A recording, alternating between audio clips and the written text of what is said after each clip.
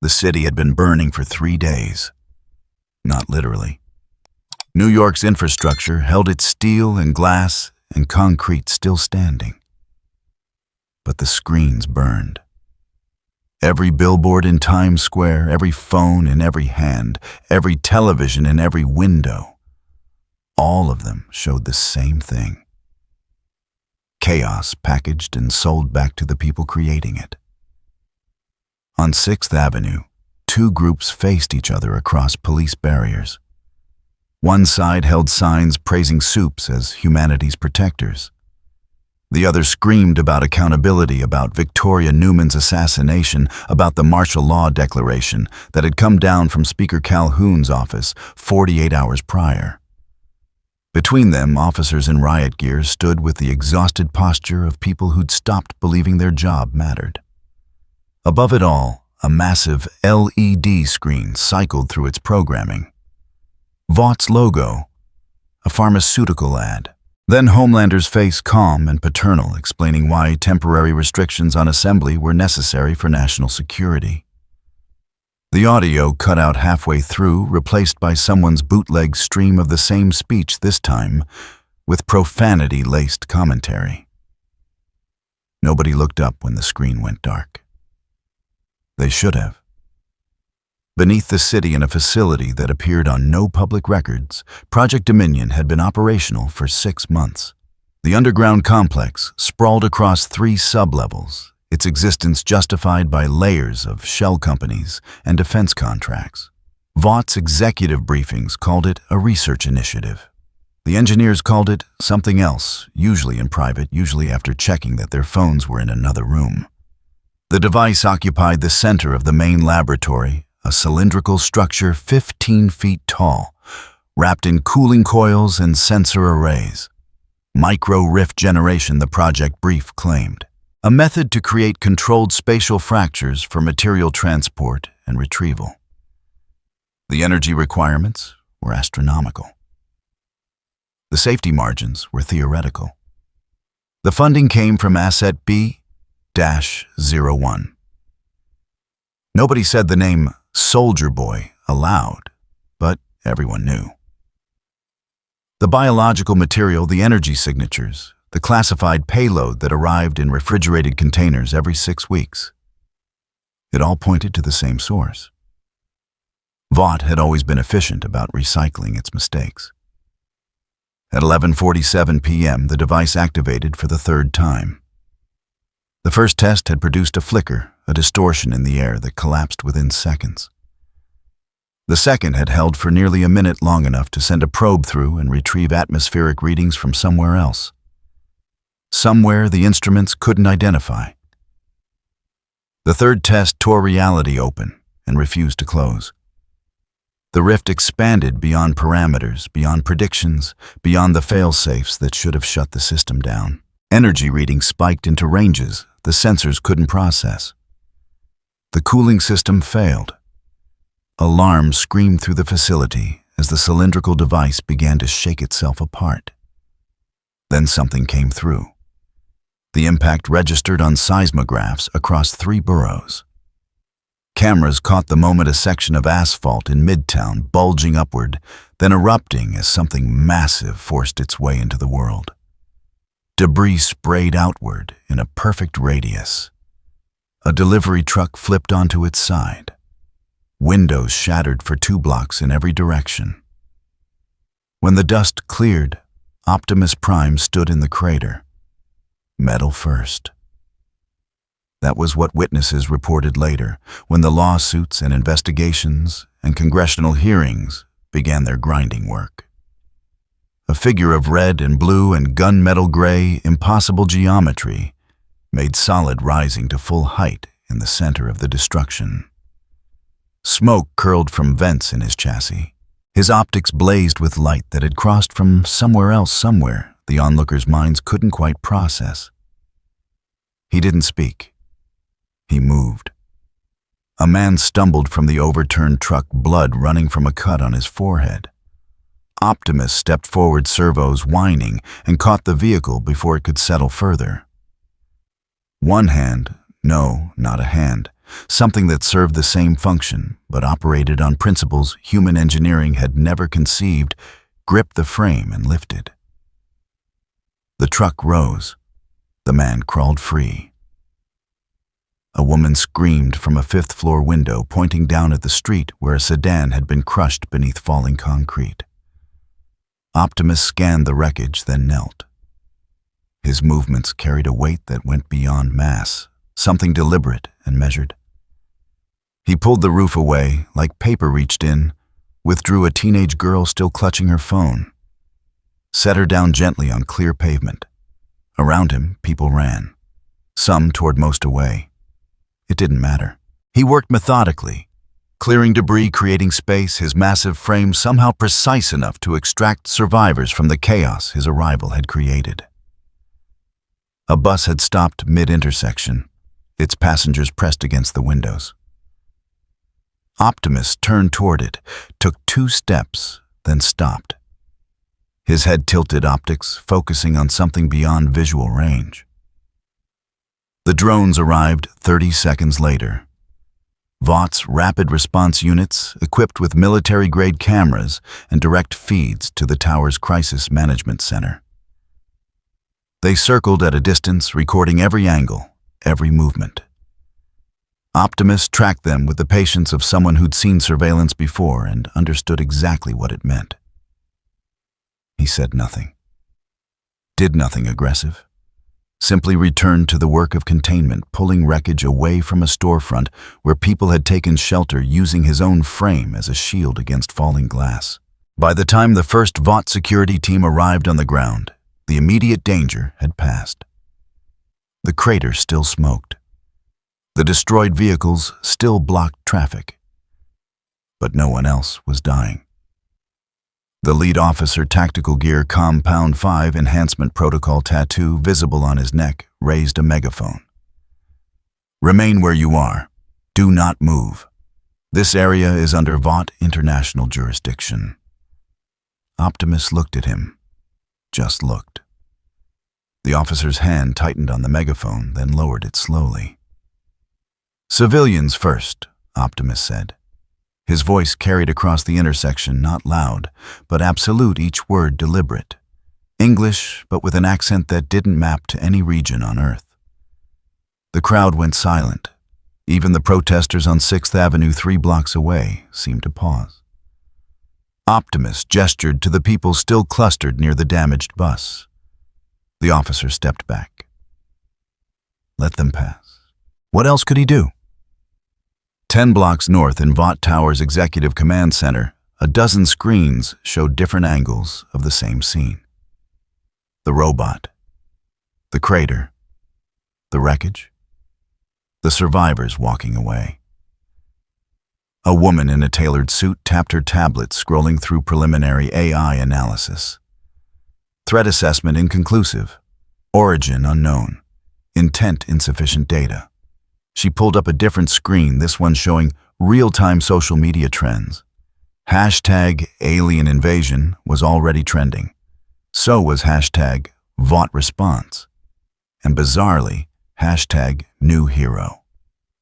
"Get me PR," she said to the room, "and tell them we're calling this a terror event until we know what it is." Someone started typing. The screens refreshed, showing new footage from street level. Optimus had moved to the crater's edge where a section of broken pipe was spraying water into the air. He knelt again, reached into the opening his arrival had torn, and pulled something free. A piece of debris, metallic, faintly glowing. The woman leaned forward. "What is that?" Nobody answered. On the screens, Optimus examined the fragment, then looked up at the nearest drone. His optics met the camera for exactly 3 seconds. Then he crushed the fragment in his hand and let the pieces fall. The woman picked up her phone. Direct line, no intermediary. It rang twice. "Sir," she said when the connection opened, "we have a situation." Across town in his penthouse suite, Homelander stood in front of a wall of televisions. Each one showed a different news channel, a different angle, a different breathless anchor, trying to explain what had just happened in Midtown. He smiled. Not the smile he used for cameras, not the practiced expression of benevolent authority. This one was real small and cold and pleased. "Well," he said to the empty room, "isn't that interesting?" On the screens, Optimus Prime began to walk, not toward Vought's security perimeter, but away from it, moving with the steady determinations of someone who'd just realized exactly where he'd landed and what kind of world he was dealing with. Behind him in the crater, the last fragments of the rift's energy signature faded to nothing. The device that had torn him from one universe and dropped him into another was already slag melting in the Vought facility 3 levels underground. But one piece remained. A small fragment of core residue glowing faintly, rolling to a stop near the tunnel entrance where the first emergency response team was descending. A technician in a hazmat suit knelt, scanned it with a handheld device, and went very still. "Ma'am," he said into his radio, "you need to see this." The woman in the suit listened to his description, looked at the screens showing Optimus walking away into the night, made a decision. "Bag it," she said.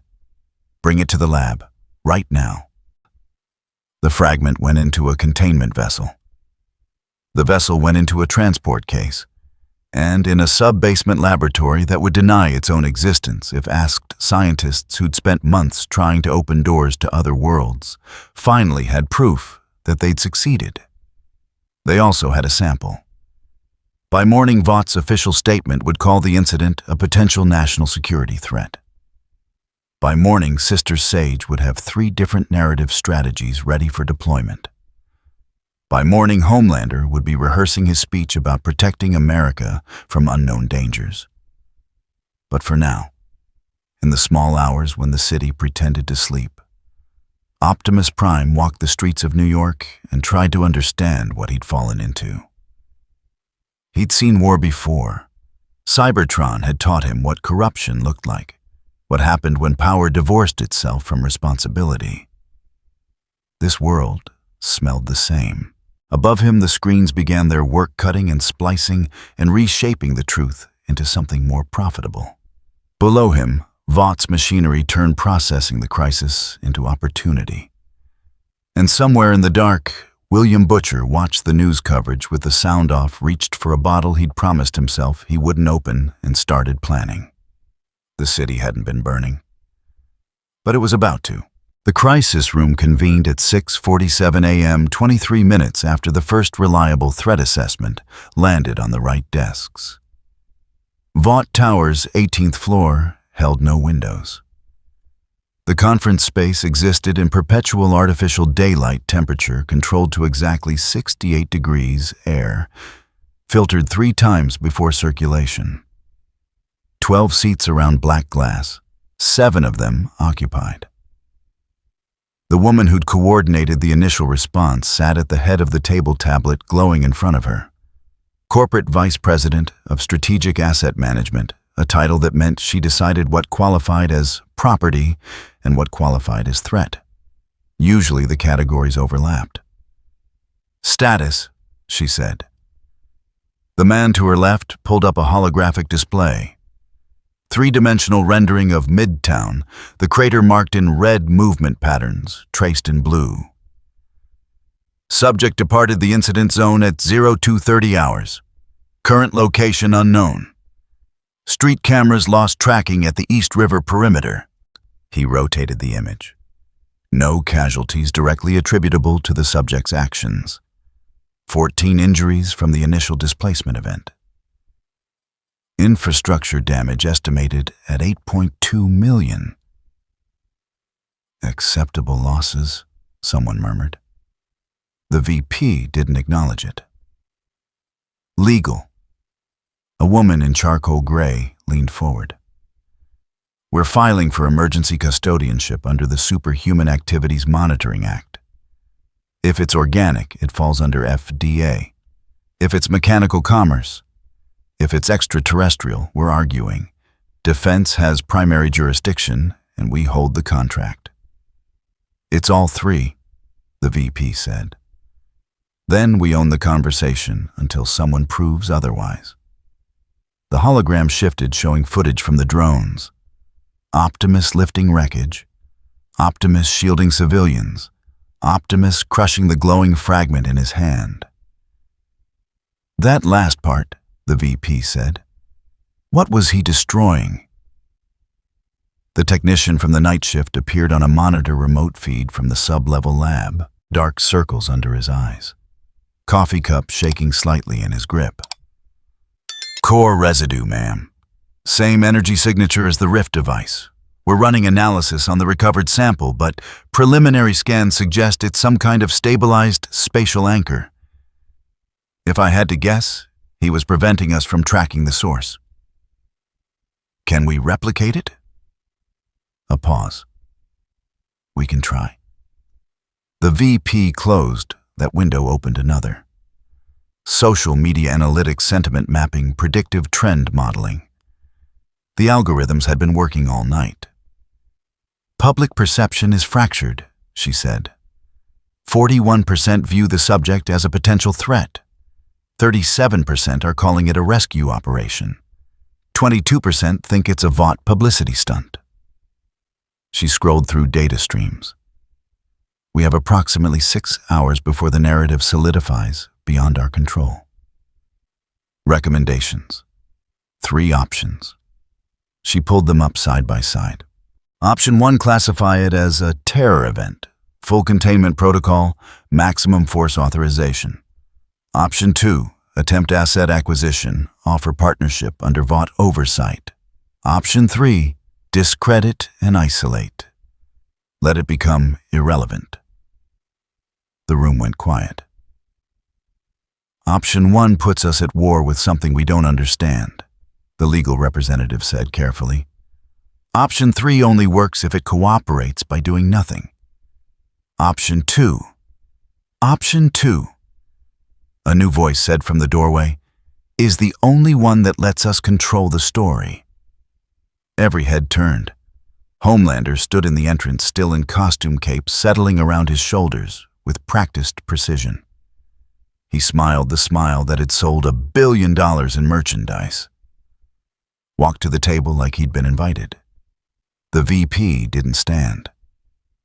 This is a closed briefing. And I'm America's primary defense asset. Homelander pulled out a chair, sat down without breaking eye contact. Seems relevant? The tension held for 3 seconds. Then the VP nodded once. Homelander leaned back, fingers steepled. You're treating this like a PR problem. It's not. He gestured at the hologram at Optimus, frozen mid-motion. That thing showed up, caused a disaster, played hero, and walked away. People love a good origin story. We're aware of the optics. Are you? Homelander's voice stayed pleasant, but something underneath it sharpened. Because right now, half of Twitter thinks I've got competition, and the other half is wondering why I wasn't there first. The VP studied him. What are you proposing? Let me talk to it. Homelander spread his hands, all reasonable cooperation. Face to face. See if it's smart enough to understand how things work here. If it wants to be a hero, it needs VOT. And if it doesn't want to be a hero... He smiled again. Then it's just another threat that needs handling. And if it refuses both options... Homelander's eyes flickered just for a moment. That micro-expression, he couldn't quite control the one that showed up in focus groups as simultaneously charismatic and deeply unsettling. Then we know what we're dealing with, he said softly. The VP considered this, looked at the data, looked at Homelander, made the calculation that had kept her employed for 11 years. Set it up, she said, but not here. Neutral ground, cameras, and if it goes wrong, it won't. Homelander straightened his cape. I'm very good at first impressions. He left the way he'd entered, confident and casual, and absolutely certain of his own centrality to every equation. When the door closed, the legal representative exhaled slowly. That, she said, is going to be a problem. Everything's a problem, the VP replied. We just decide which ones are profitable. She pulled up a different screen, this one showing the sub-level lab in real time. The recovered core fragment sat in a containment cylinder, still emitting faint traces of energy. Tell Dominion to accelerate their timeline, she said. If option 2 fails, I want option 4 ready. There is no option 4. There is now. The VP stood gathering her materials. Asset retrieval. By force, if necessary.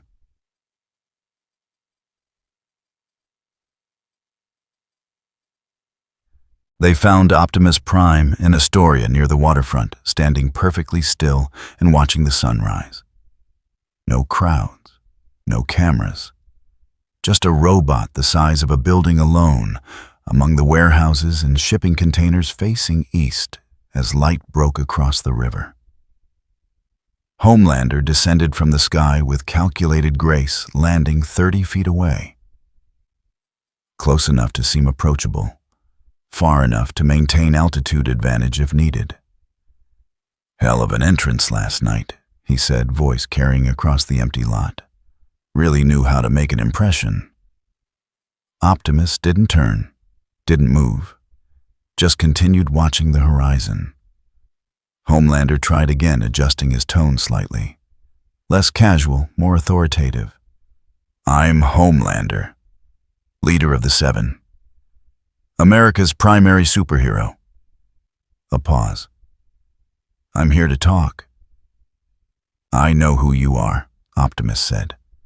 His voice carried the same weight it had the night before, each word deliberate and final. But now Homelander heard something else underneath it. Not hostility. Something worse. Indifference. Great. Homelander's smile held. Then you know Vought International. We manage superhuman activity in this country. Funding, oversight, public relations.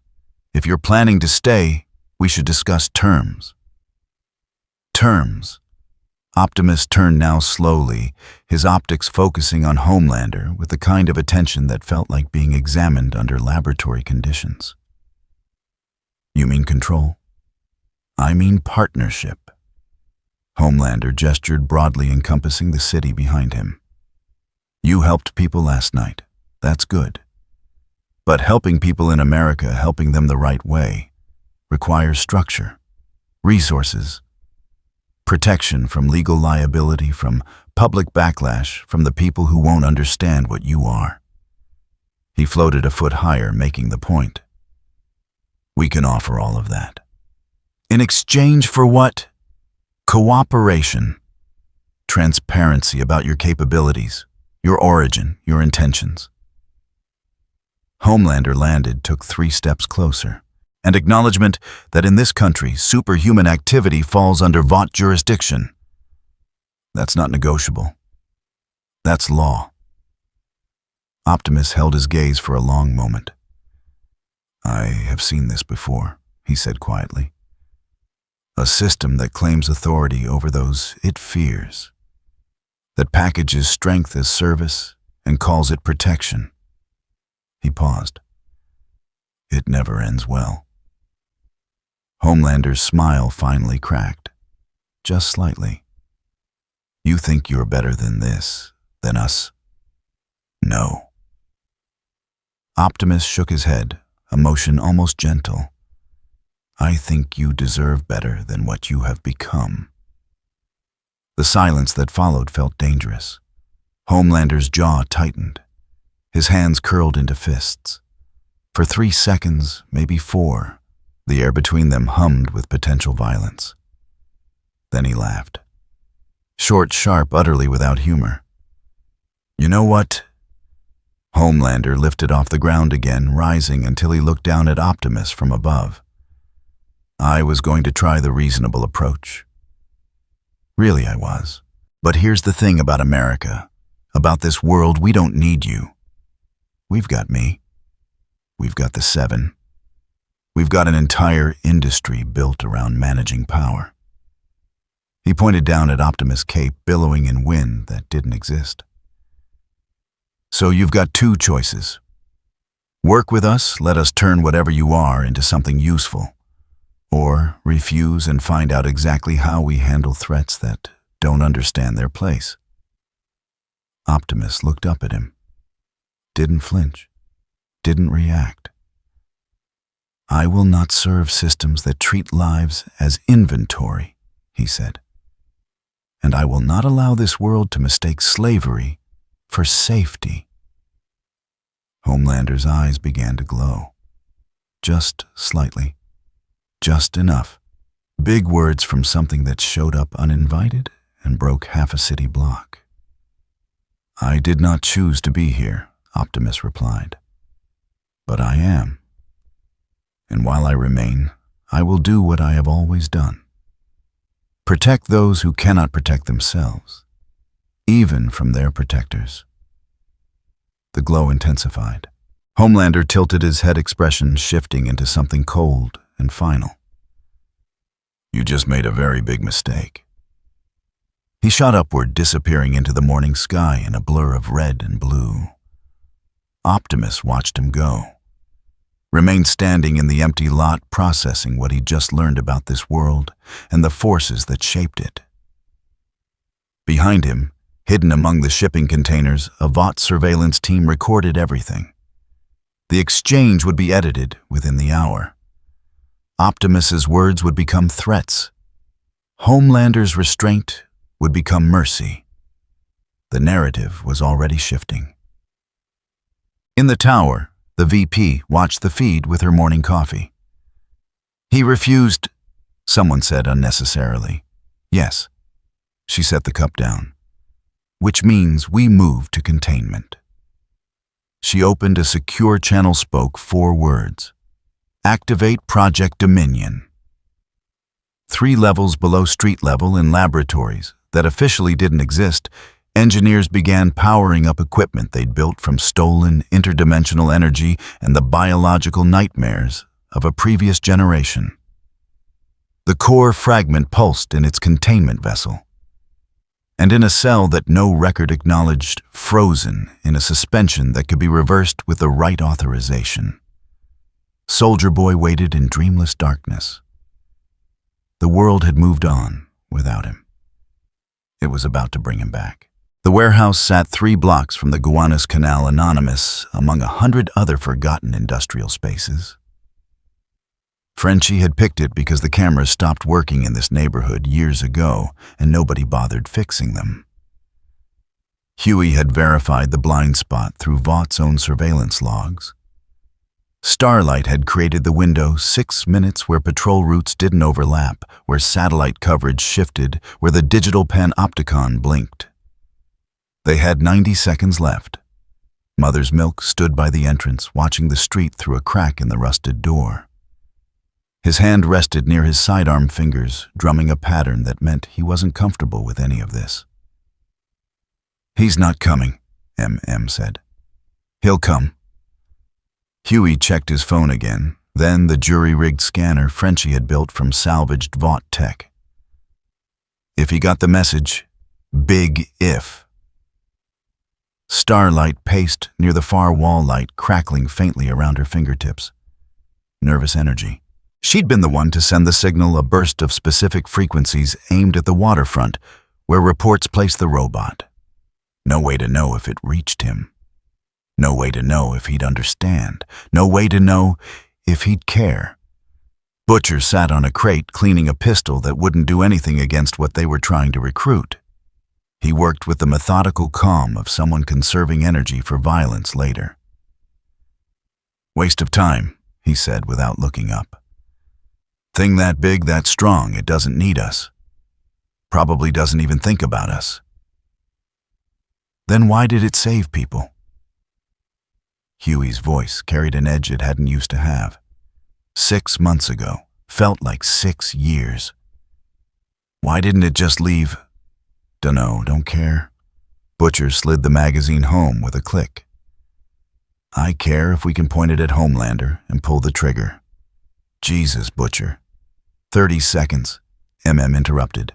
We stay or we go. Decide now. The decision got made for them. The loading dock door didn't open so much as shift, massive hinges groaning, as something outside applied precise, overwhelming force. Metal scraped concrete. Moonlight spilled through the widening gap. Optimus Prime stepped inside. He had to duck, had to angle his shoulders. Even then, his presence compressed the warehouse's volume, made the ceiling feel lower and the walls closer. Shadows moved as he straightened optics, sweeping across the 5 humans who'd summoned him. Nobody spoke for 5 seconds. 10. Starlight broke the silence. Thank you for coming. Optimus regarded her. You carry light, he said, but it does not corrupt you. That is rare in this world. She blinked. Hadn't expected that. Stepped forward, positioning himself between Optimus and the others without making it obvious. Old habits. We need to talk about Vought, about what's happening. I am aware of what is happening. Optimus's voice resonated in the confined space, each word carrying weight beyond volume. I have observed your cities, your governance, your systems of power. A pause. I have seen this pattern before. Yeah, Butcher stood holstering his weapon. And where was that then? Cybertron. Before it fell. The name meant nothing to them, but the tone said everything. A world that had died. Optimus carried its collapse in his voice like some people carried scars. Huey found his courage, stepped closer. We're not here to recruit you for PR. We're here because Vought is a cancer and we're trying to cut it out before it kills everything. By what methods? The question hung in the stale air. chose his words carefully. We expose them, break their supply chains, interrupt their operations, make it impossible for them to keep packaging tyranny as heroism. And when exposure fails, Optimus tilted his head slightly. When interruption proves insufficient, then we escalate, Butcher said flatly. We do what needs doing. Which is... Butcher smiled. No warmth in it. No humanity. We kill the monsters. Optimus studied him. Not with anger. With something worse, complete comprehension. You have become what you fight, Optimus said quietly. Don't. Butcher's smile vanished. Don't you dare. You don't know what they've done, what they are. Homelander alone. He stopped, fist clenching. They're not people. They're weapons, and weapons need to be destroyed. I have destroyed weapons, Optimus replied. I have ended wars that consumed worlds. I have made decisions that cost millions of lives. He paused. I will not make that mistake again by believing any species deserves extinction. The temperature in the warehouse seemed to drop. Starlight spoke carefully. We're not talking about genocide. We're talking about stopping individuals who... You have a virus. Silence, complete absolute. Butcher's expression didn't change, but something in his posture shifted. Readiness. How'd you... I have sensors you cannot imagine. Optimus's optics brightened slightly. I detected traces of biological weapon synthesis on your clothing, compound V markers, modified to attack rather than enhance. His gaze swept across all of them. You intend to kill every superhuman on this planet. Not every... Huey started. Yes, every... Optimus cut him off not with volume, but with certainty. A targeted pathogen cannot discriminate intent, only biology. Your virus will kill those who use their power to oppress and those who use it to protect. It will kill the child who has not yet chosen what they will become. M.M. exhaled slowly. It's a last resort. No. Optimus shook his head, the motion almost gentle.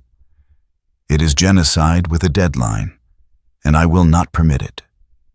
Butcher laughed, sharp, bitter. Permit you think you get a vote?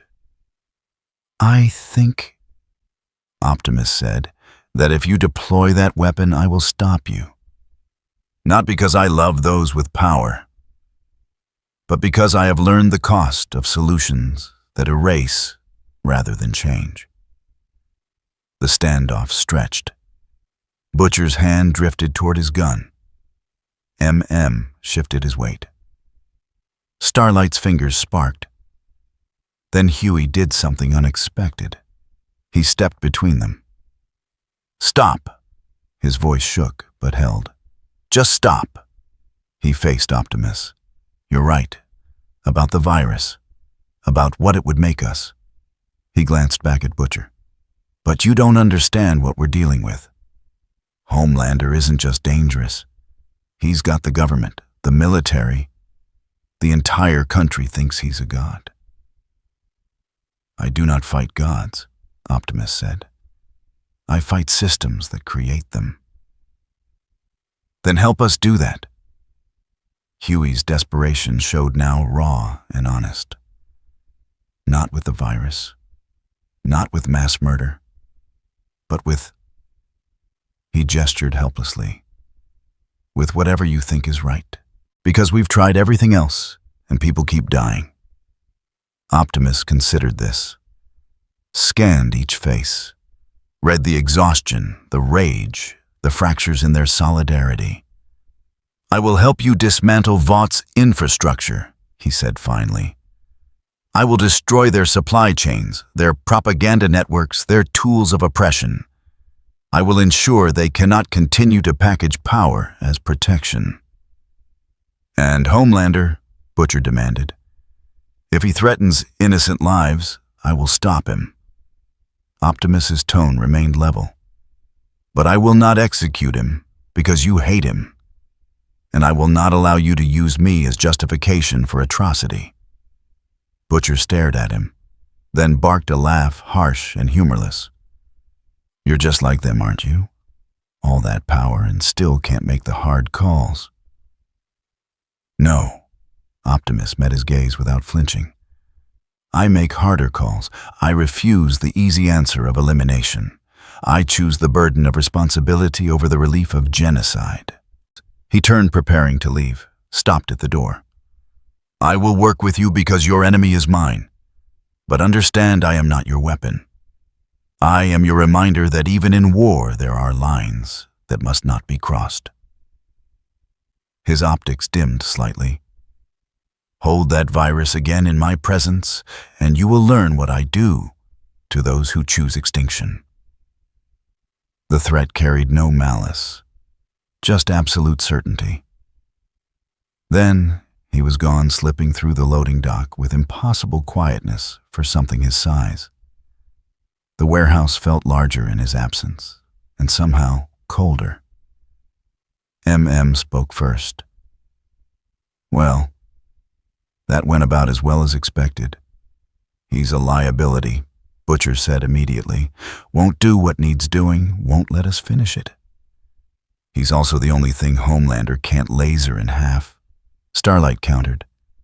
She powered down the light fading from her hands.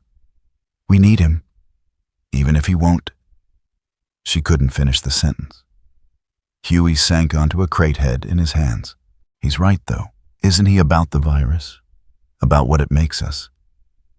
He's idealistic, Butcher corrected. And idealism gets people killed. So does becoming monsters. Butcher pulled out his phone thumb, hovering over a contact. Looked at it for a long moment. Then pocketed it again. We use him for what we can, he said finally.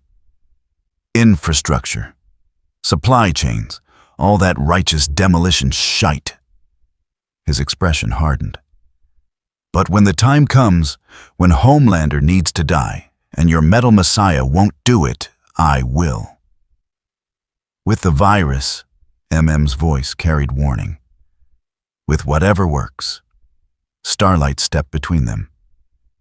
We agreed. No virus unless it's the only option, Butcher finished. And we're getting close to that, aren't we, martial law? The Seven running free. That cunt consolidating power. Every day we fuck about with principles. There's a difference between principles and humanity, Huey said quietly. If we lose that, Homelander's already won. Butcher studied him. Something almost like pity flickered across his face. You're still young enough to believe that matters, he said. Then headed for the exit. Get some sleep. Tomorrow we start burning Vought's empire down, with or without our shiny new conscience. He left. MM followed after a moment, throwing a last glance at Starlight and Huey. When they were alone, Huey spoke without raising his head. He's going to use it. The virus, eventually. I know. Starlight sat beside him. And Optimus will stop him. Yeah. Huey finally met her eyes. Which side are we going to be on when that happens? She didn't answer. Neither of them had one. 3 miles away, Optimus stood on a rooftop overlooking the East River. Processing what he'd learned. About this world. About the people fighting to change it. About the virus they kept like a loaded gun pressed against their own humanity. He'd meant what he said. About helping them. About stopping Homelander. About refusing genocide. But he'd also detected something else in that warehouse. Something he hadn't mentioned. The virus wasn't theoretical. It was complete. Weaponized. Ready. And Butcher had samples on him. Right now. Optimus ran probability models. Projected outcomes. Saw dozens of futures branching from this moment. Most of them ended in mass death. A few ended in tyranny victorious. 1 or 2 vanishingly rare ended in something resembling justice. He would aim for those.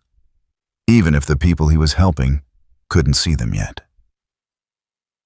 In Vought Tower, Sister Sage reviewed the surveillance footage her people had extracted from a satellite feed most governments didn't know existed. Thermal imaging from the warehouse. 5 signatures. Then 6, the new one, radiating enough energy to obscure the others.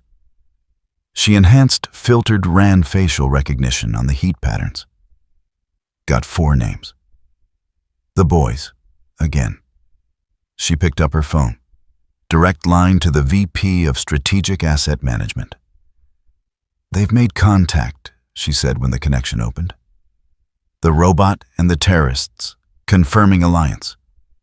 A pause on the other end. Then, accelerate Dominion. I want retrieval assets ready within 12 hours. Understood. Sage ended the call, pulled up another file. Project specifications. Temperature 5 enhancement protocols. Weaponized sonic disruptors built from core residue samples. And the final contingency. The one she'd advocated for from the beginning. Soldier Boy's release authorization, pending executive approval. She drafted the recommendation. Attached risk-benefit analysis. Clicked send. Somewhere deep below the tower, in a cell that officially didn't exist. Cryogenic suspension maintained a body at exactly negative 196 degrees Celsius. Dreamless. Frozen. Waiting. The authorization request would reach the right desk by morning. By afternoon, they'd have their answer. And the boys, Optimus Prime, all of them, would learn what Vought did when patience ran out. The war they were trying to prevent was already beginning. They just didn't know it yet. The ambush began at 4:17 a.m. in the loading district near Red Hook, where nobody looked too closely at industrial activity after midnight. Optimus had been tracking Vought supply chains. 3 warehouses flagged in the data Huey had extracted, all registered to shell companies, all showing irregular shipment patterns. He'd planned to observe first catalog evidence, then coordinate with the boys for surgical strikes. He didn't get the chance. The first wave hit while he was scanning the southern warehouse optics penetrating walls to map interior contents. Compound 5, crated by the dozen. Medical equipment, something else deeper in energy signatures that matched the fragment he'd crushed in Midtown. Then the air pressure changed. Optimus pivoted sensors screaming warnings half a second before the sonic pulse hit. Not sound something that worked on frequencies his auditory processors weren't designed to handle. The disruption lasted 0.7 seconds, enough to blind his targeting systems, enough to make his equilibrium stutter. Enough. They came from 3 directions simultaneously. Enhanced humans moving with speed that marked them as temporary recipients of Compound 5. Huey had mentioned V-24, the 24-hour variant. Disposable super soldiers, Vaught's answer to assets that might refuse orders. The first one hit him low, shoulder-checking his left knee joint with force that would have crumpled a tank. Optimus shifted his weight, compensated, but the impact drove him back 3 steps. Closer to the warehouse, closer to the crates inside. The second attacker came from above, dropping from a fire escape with something in her hands. She slammed it against his shoulder, plating a device cylindrical, pulsing with familiar energy. Core residue. Weaponized. The electromagnetic surge cascaded through his systems, overriding minor motor controls, creating 100 tiny failures across non-critical joints. His right hand seized. Vision flickered. Balance protocols fought to recalibrate.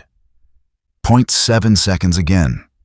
The third operative drove a composite spike into the gap between Optimus's chest plate and hip assembly.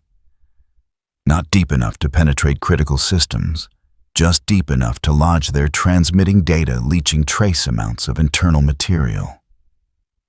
Sampling him, Optimus grabbed the operative by the torso, gently controlling strength that could liquefy bone, and tossed him clear. 20 feet. Landed in a roll already running. The other 2 scattered before he could react, vanishing into the pre-dawn darkness with practiced efficiency. The spike remained burrowing deeper as nanoscale tendrils activated. Stealing information. Stealing parts of him. He reached for it, servos still glitching from the electromagnetic assault. That's when the screaming started. Not his attackers, civilians. The warehouse door exploded outward.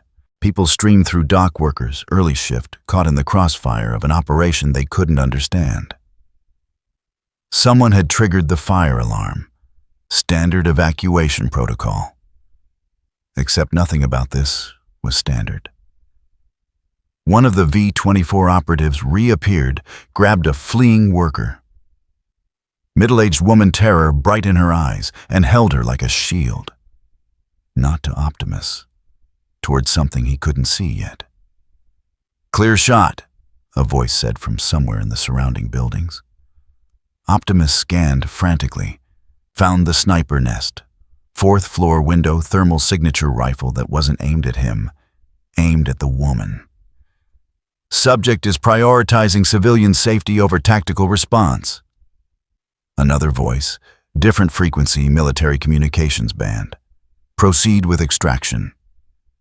Optimus made his choice in the time it took a human heart to beat once. He turned his back on the spike embedded in his frame, moved toward the civilians pouring from the warehouse, placing his body between them and the sniper position. His shoulder plating took 3 rounds. Not bullets, tranquilizers modified for something they thought might work on alien biology. Didn't penetrate. Didn't matter. The distraction was the point. Behind him, a second team rushed the spike's position, not to remove it, to secure what it had collected.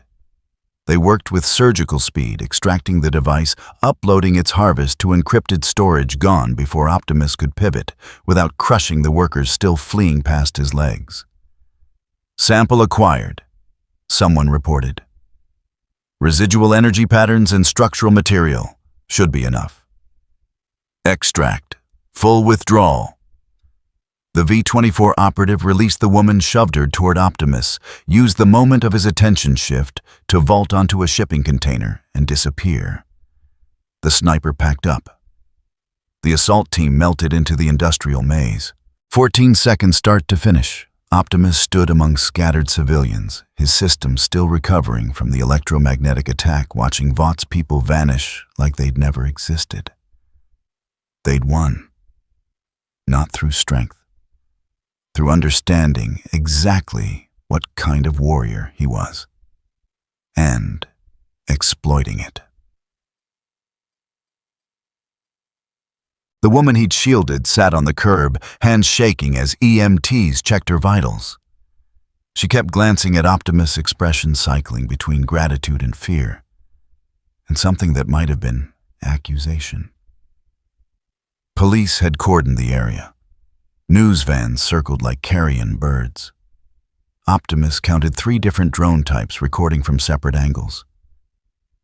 One of them belonged to Vought. A detective approached, shield on his belt, exhaustion in his walk.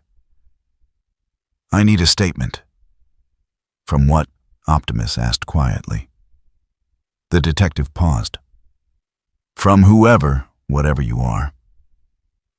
We've got property damage assault with enhanced abilities, unauthorized use of superhuman powers in a civilian zone." He gestured at the warehouse.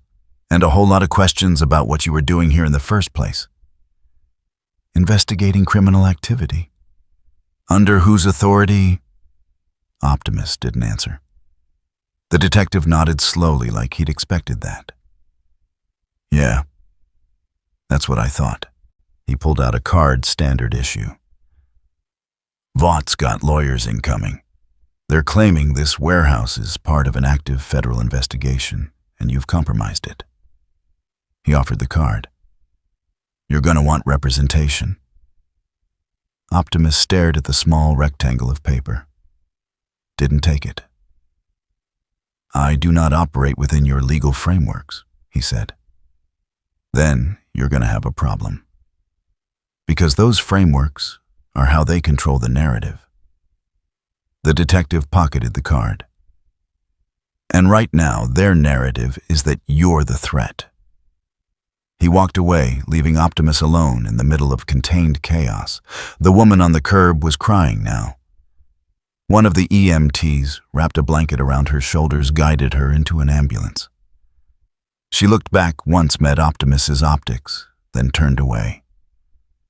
She'd been afraid of the operatives, but she was afraid of him too. He'd saved her life, and she feared him anyway. This was what Vought wanted. This confusion, this erosion of certainty. The footage hit social media before the sun rose. Optimus attacking a warehouse, enhanced individuals defending it, defending themselves. Civilians fleeing in terror, property destruction measured in millions. Vaught's PR department had edited with professional efficiency. The sonic weapon didn't appear. The spike extraction got cut. The operative, using a woman as leverage, became him grabbing her, roughly threatening. Context disappeared. Narrative took its place. By 7 a.m. M3 news networks were running the same story with different headlines. Alien robot attacks, civilian infrastructure. Unknown threat overwhelms law enforcement. Vought security forces minimize casualties in unprovoked assault. Sister Sage watched the coverage from Vought Tower, a slight smile playing at her lips. Not satisfaction, just confirmation of predicted outcomes. Public sentiment? The VP asked from across the conference table. Shifting exactly as modeled? Sage pulled up analytics. 41% now view the subject as hostile. 23% remain sympathetic but uncertain. 16% are calling for military intervention. She highlighted a spike in the data. And 8% want Homelander to handle it personally. Good. The VP closed that window, opened another. And the sample. An engineer appeared on screen, remote feed from sub-level 3. Dark circles under his eyes had deepened to bruises. He held up a vial of something that glowed faintly blue. Structural material confirmed exotic origin. Energy signature matches the Rift device, but stabilized somehow. We're analyzing atomic composition now, but preliminary results suggest this isn't from anywhere in our periodic table. Can you replicate it? A pause. Maybe. With enough time and how long to weaponize what we have? The engineer's expression shifted, became very careful. If we're talking containment fields, disruption pulses, short range, EMPs, calibrated to this specific energy signature, 36 hours. 48 if you want refinement. You have 24. The VP killed the feed before he could protest. Turned to Sage. And Soldier Boy. Authorization pending. But given current escalation patterns, I'm recommending approval within the next 12 hours. He's unstable. So is the robot. Sage's tone remained clinical. The difference is we can control Soldier Boy's targets, and if he happens to cause collateral damage while stopping a perceived threat, she gestured at the news feeds, we already have the narrative framework prepared. The VP considered this, ran calculations that had nothing to do with ethics and everything to do with cost-benefit ratios. Get me real-time tracking on the target, she said finally. If it moves toward any Vought assets, I want Dominion ready to engage with full force. And if Homelander requests authorization to intervene personally, granted, Sage finished, with cameras rolling. Exactly. They both knew how that would end. Homelander had been looking for an excuse to prove his dominance since Optimus arrived. Give him authorization, put it on film, let him be the hero who stopped the alien menace. Whether he won or lost didn't matter. Either outcome served Vought's interests. That was the beauty of controlling the story. Done. Optimus found the boys in a different safe house. This one in Queens, barely holding together. MM was on the phone arguing with someone about legal exposure. Frenchie cleaned weapons with the methodical focus of someone not thinking about what they'd be used for. Starlight paced light crackling around her fingers in patterns that suggested she was seconds from breaking something. Huey stood by a laptop watching the same news feeds Vought was probably monitoring. His face had gone pale. They're destroying you, he said when Optimus entered. Didn't look up. Every channel, every platform. You're the threat. They're the heroes. I know. Do you? Huey finally met his optics. Because this isn't just PR. This is preparation. They're building public support for what comes next. Which is, Butcher answered from the doorway, bottle in one hand. Extermination, mate. Legal, justified, publicly approved. He took a drink. They're gonna kill you, and people are gonna cheer. Right, Optimus absorbed this. Then we accelerate the plan. Target their infrastructure before they can consolidate. They got to you. MM ended his call, turned around. During the attack, they took something. Not a question. Optimus nodded slowly. Structural samples, energy signatures, enough to analyze my composition and develop countermeasures. Christ. Starlight stopped pacing. They're building weapons specifically for you. Yes. And you're just going to keep fighting them anyway. Butcher laughed, sharp and bitter. Knowing they'll have the exact tools to take you apart. I have fought enemies who adapted to my tactics before. Optimus's voice remained steady. I survived by changing faster than they could counter, by refusing to become predictable. Or, Butcher said quietly, you could let me use the virus. End this tonight. Every soup in Vaught's roster gone. Homelander. The 7, all their enhanced security just fucking gone. The room went silent. Optimus turned to face him fully. We have had this conversation. Yeah, and people are still dying while you play by rules the other side doesn't follow. Butcher stepped closer. You saw those workers. That woman. She was terrified. Of them. Of you. Of everything this world's become. His voice dropped. How many more need to die before you admit that sometimes the monster's right? I am not a monster for refusing genocide. No. Butcher's smile held no humor. You're something worse. You're strong enough to end it, but too moral to pull the trigger. That makes you complicit in every death that happens while you hesitate. Optimus held his gaze. And when you deploy that virus, when you kill the child who has not chosen what they will become, when you erase the frightened teenager who only wanted to help, will you still call that justice? Or will you finally admit what you are? Butcher didn't answer. Didn't need to. The hatred in his eyes said everything. You're gonna lose, Butcher said finally, because you care too much about being right.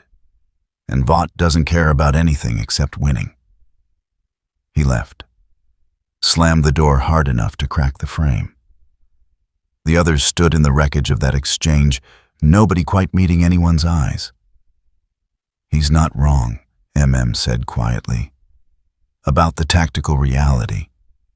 Every day we wait, they get stronger. Then we do not wait. Optimus pulled up his internal map of Vaught's supply network, projected it onto the wall. We strike, hard, fast. Every distribution center, every relay station, every server farm that processes their propaganda. His optics brightened. They took samples from me. Let them analyze. While they build weapons, we will dismantle the infrastructure that gives those weapons purpose. Huey studied the map. This is everywhere. How do we? I can move faster than they can respond. You provide targets, I provide execution. People will get hurt, Starlight said. Not accusation, just reality. Yes. Optimus didn't look away from her. I will minimize casualties. I will create evacuation windows. But I cannot promise perfection. He paused. I can only promise that I will not cross the line into becoming what we fight. Starlight nodded slowly, made her decision. Then let's make sure we're worth saving, she said.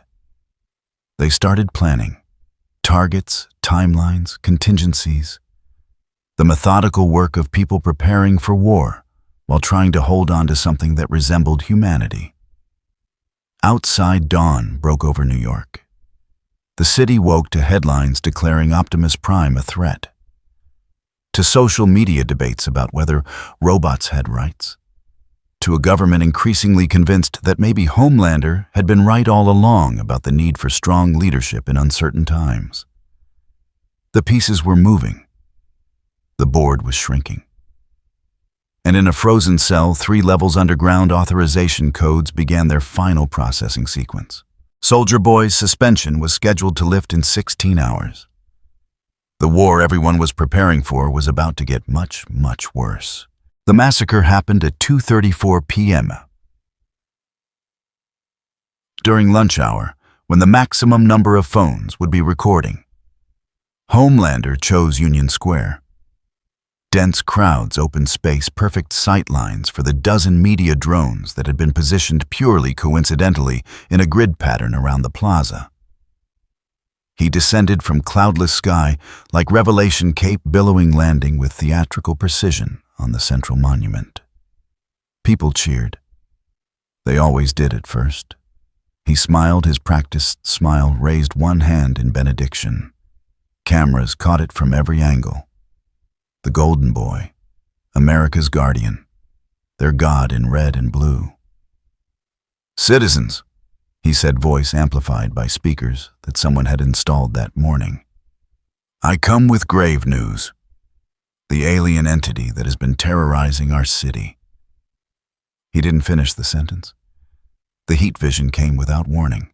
A sweep across the northern edge of the plaza, cutting through vendor stalls, park benches, and 17 people who'd been buying coffee and pretzels and books from sidewalk displays.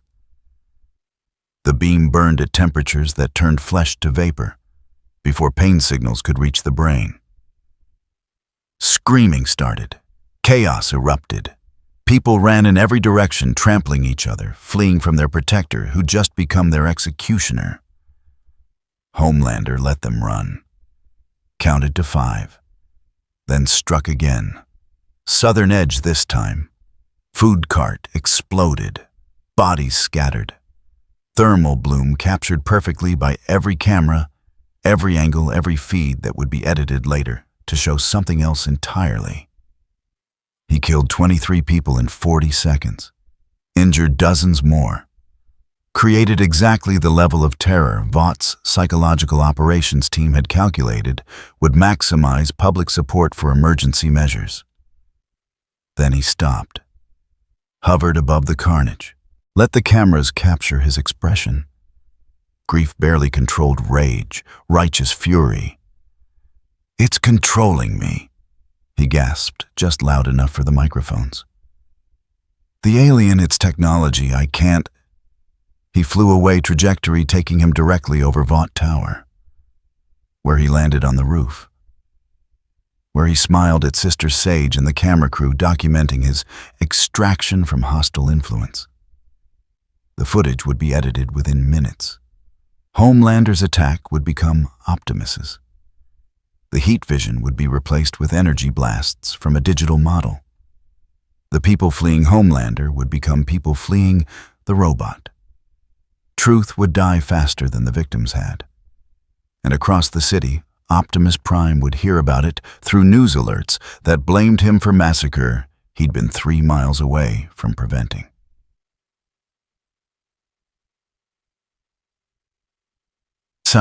The first notification came while Optimus was coordinating with Frenchie about relay station locations. Huey's laptop pinged, then pinged again. Then began a cascade of alerts that made him go pale. "Oh God," Huey whispered. "Oh God, no."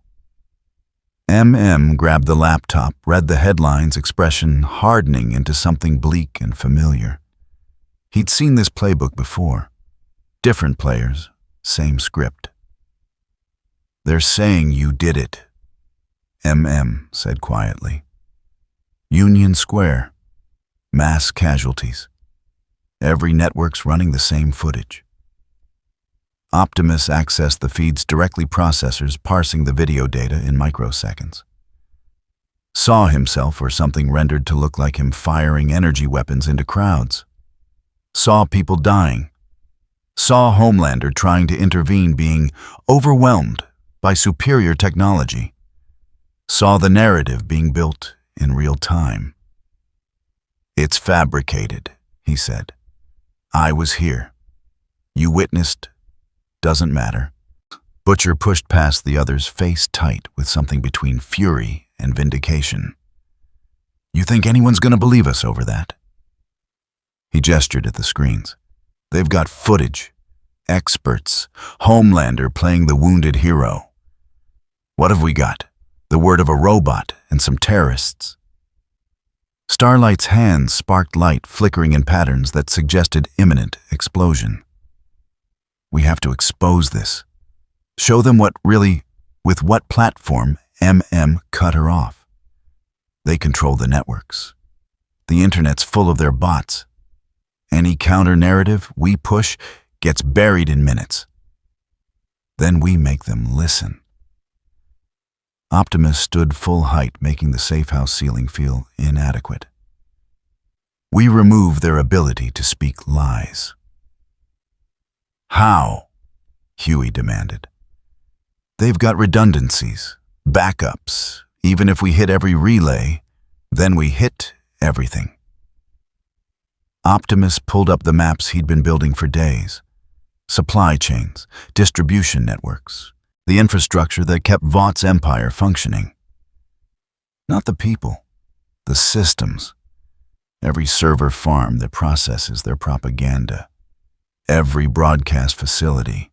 Every data center that gives them reach. That's half the city's communications grid, Frenchie pointed out. You disable that, millions lose access. Better than losing their lives to manufactured consent. Optimus's optics blazed. They are using technology to kill by a proxy, to turn citizens into weapons against themselves. I will not permit it to continue. Butcher laughed, sharp and humorless. Now you want to go scorched earth after all your speeches about proportionality. I am not burning earth, I am breaking loudspeakers. Optimus met his gaze. There is a difference between destroying tools of oppression and destroying the people they oppress. Yen, tell that to the poor bastards who needed those networks to call for help tonight. I will. Optimus turned toward the door. When I have ensured that the help they call for is not controlled by those who would kill them for ratings. He left before anyone could argue further, before the boys could coordinate, before Butcher could say the thing they both knew. He was thinking that this was exactly how good intentions paved roads to hell.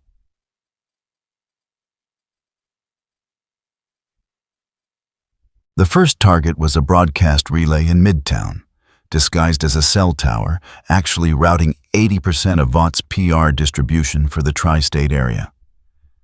Optimus hit it at 4:17 p.m., 17 minutes after Vought had scheduled their primetime special, Alien Threat and America Under Siege. He didn't announce himself, didn't give warnings, just identified the structure, verified it was unmanned, and tore the transmitter array apart with precision that left the building's foundation intact but rendered every circuit board into scrap. The silence that followed felt like breathing. Vought's emergency broadcasts cut mid-sentence. Social media bots stuttered as their coordination servers went dark. For exactly 90 seconds, the narrative stopped. Then the backup systems kicked in. Optimus was already moving to the second target. This one was occupied a data center in Queens with legitimate civilian traffic alongside Vought's propaganda pipeline. He accessed the building's systems remotely, triggered fire alarms, waited for evacuation protocols to complete. 8 minutes. Long enough for Vought to start rerouting, to call in the 7, to scramble whatever countermeasures they had prepared. He didn't care. When the building was clear, he removed 3 specific server clusters. Not demolition, surgical extraction. Pulled them from their housing like organs from a body crushed. The memory banks moved on before security could arrive. Target 3 was underground. Vought's primary deepfake rendering farm, where AI models turned raw footage into whatever truth the narrative required. Optimus burned through the access shaft, flooded the space with an electromagnetic pulse calibrated to fry silicon without igniting building materials, left it dark and useless. Target 4, 5, 6. By sunset, he'd crippled Vought's ability to control information across 3 boroughs, not destroyed. Disabled. The difference mattered to him, even if it wouldn't matter to the headlines. The boys coordinated from safe distance. Frenchie jammed emergency response frequencies, giving Optimus windows to work. Huey monitored building occupancy, called out evacuation status. Set up perimeter watches, kept civilians clear. Starlight ran interference where needed, creating diversions that pulled Vought security away from Optimus's actual targets. And Butcher watched. Catalog every decision Optimus made. Every hesitation, every moment spent verifying a building was empty when he could have just leveled it and moved on. Watched Optimus prove again and again that power could be used without becoming tyranny. It was making something in Butcher's chest hurt in a way he couldn't quite name. The counterstrike came at 7:43 p.m. Not against Optimus, against the people he'd saved. Homelander appeared on 3 networks, simultaneously, the ones Optimus hadn't reached yet, standing among the Union Square survivors. Real survivors this time, people actually wounded in his earlier massacre. He held a child burned and bandaged, cameras tight on both their faces. "This is what your hero did," Homelander said, voice breaking with performed anguish. "This little girl, her mother, her father, gone. Because a machine from somewhere else decided our world needed saving." He set the child down gently, faced the cameras directly. "I tried to stop it. God help me, I tried. But it's too strong, too advanced, too—" He stopped, lowered his head. When he raised it again, his eyes glowed faintly. "I'm asking President Calhoun, I'm asking Congress, I'm begging the American people, give me authorization to do what must be done. Let me protect you. Let me end this threat." His voice hardened. "Before anyone else has to bury their children?" The image cut to footage, real footage this time, of Optimus tearing apart the relay tower. Of him breaking into the data center.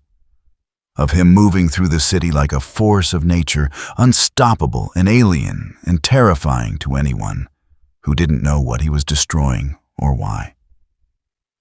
Context died. Narrative lived.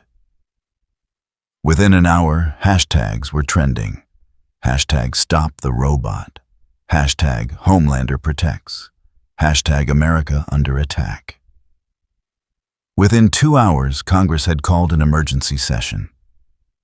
Within 3, Speaker Calhoun issued a statement authorizing all necessary force to neutralize the extraterrestrial threat. Vought had turned Optimus's precision into proof of danger, his restraint into evidence of calculated menace. Every empty building he'd cleared became another close call. Every system he'd disabled became infrastructure he'd destroyed. They were winning. Not with strength, with story. Optimus received the authorization notice at 11:34 p.m. Standing on a rooftop in Brooklyn, looking at a city that feared him, despite everything he'd tried to preserve. The boys found him there. Quiet approach. Nobody speaking at first. Finally, Starlight broke the silence. "They're calling it justified force. Legal, patriotic. I know. Homelander's got authorization to engage. So does Vought security. Probably the 7 if they can rally them." She paused. "They're coming for you. For real this time." "Yes." Stepped forward. "We can't win a PR battle. Not against this. They controlled too much, move too fast." He met Optimus's optics. "But we can still hit them where it hurts. Physically, financially, structurally. That is what I have been doing. Alone." Gestured at the others. "Let us help. Coordinate properly. You take the big targets, we handle the connections. Cut them off at the knees. Optimus considered this, scanned their faces, saw exhaustion, determination, and in Butcher's case, something complicated that might have been respect fighting with resentment. The tower, Optimus said quietly. Vaught's primary facility. If we strike there, we... Butcher's eyebrow raised. Thought you worked alone. I did. Optimus looked at each of them in turn. But I am learning. This world requires more than individual action. It requires... He paused, searching for words in a language that didn't quite fit what he meant. Coordinated resistance. People willing to stand against systems, not just individuals. Pretty words, Butcher said. But when we hit the tower, people are going to die. You ready for that? Or are you going to spend so much time saving janitors that Homelander gets away? The challenge hung between them.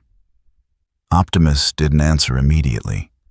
Processing variables, civilian patterns, evacuation protocols, the math of violence that he'd spent thousands of years trying to minimize. I will create corridors, he said finally. Safe routes. Safe. I will not promise perfection, but I will not abandon the principle that makes me different from them. His voice hardened slightly. If that is insufficient for you, then you should find another weapon.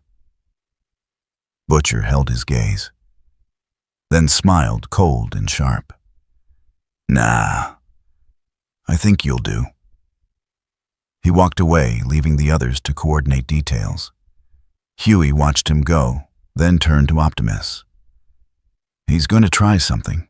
With the virus, I can feel it. I know.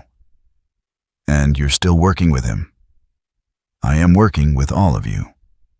Optimus gestured at the city below. Because the alternative is to let Vought continue killing with impunity. Sometimes alliance requires tolerating those who would make different choices. He paused. The key is ensuring they do not get the opportunity. Starlight absorbed this. The tower operation, when? Tomorrow night, before Homelander can coordinate with military assets, before Congress formalizes lethal force authorization. Optimus pulled up schematics, projected them for the group. We have one chance to break their command structure. After that, this becomes a war of attrition we cannot win. They planned through the night. Targets within targets, timelines, contingencies. The careful choreography of people preparing to assault a fortress that had declared them terrorists. And 3 blocks away on a different rooftop, a Vought surveillance team recorded everything. Sent it directly to Sister Sage's secure terminal. She watched the footage once, smiled, then opened another file. Authorization codes. Final approval. Subject Soldier Boy status. Approved for immediate deployment. Parameters: engage alien threat / maximum force / acceptable collateral damage. She hit send. In the sublevels beneath Vought Tower, cryogenic suspension began its reversal sequence. Temperature rose slowly, carefully, bringing frozen cells back to viability. Consciousness would follow. Memory, rage. Soldier Boy had been America's first superhero. Vaught's greatest success before Homelander. And he'd been shelved because he couldn't be controlled. Now they were betting everything that he could be aimed. The war everyone kept trying to prevent was hours from beginning. And nobody, not Optimus, not the boys, not even Vought, fully understood what they'd unleashed by bringing back a weapon that predated their current moral frameworks. The city slept uneasily. Sirens in the distance. News feeds running endless loops of destruction and blame.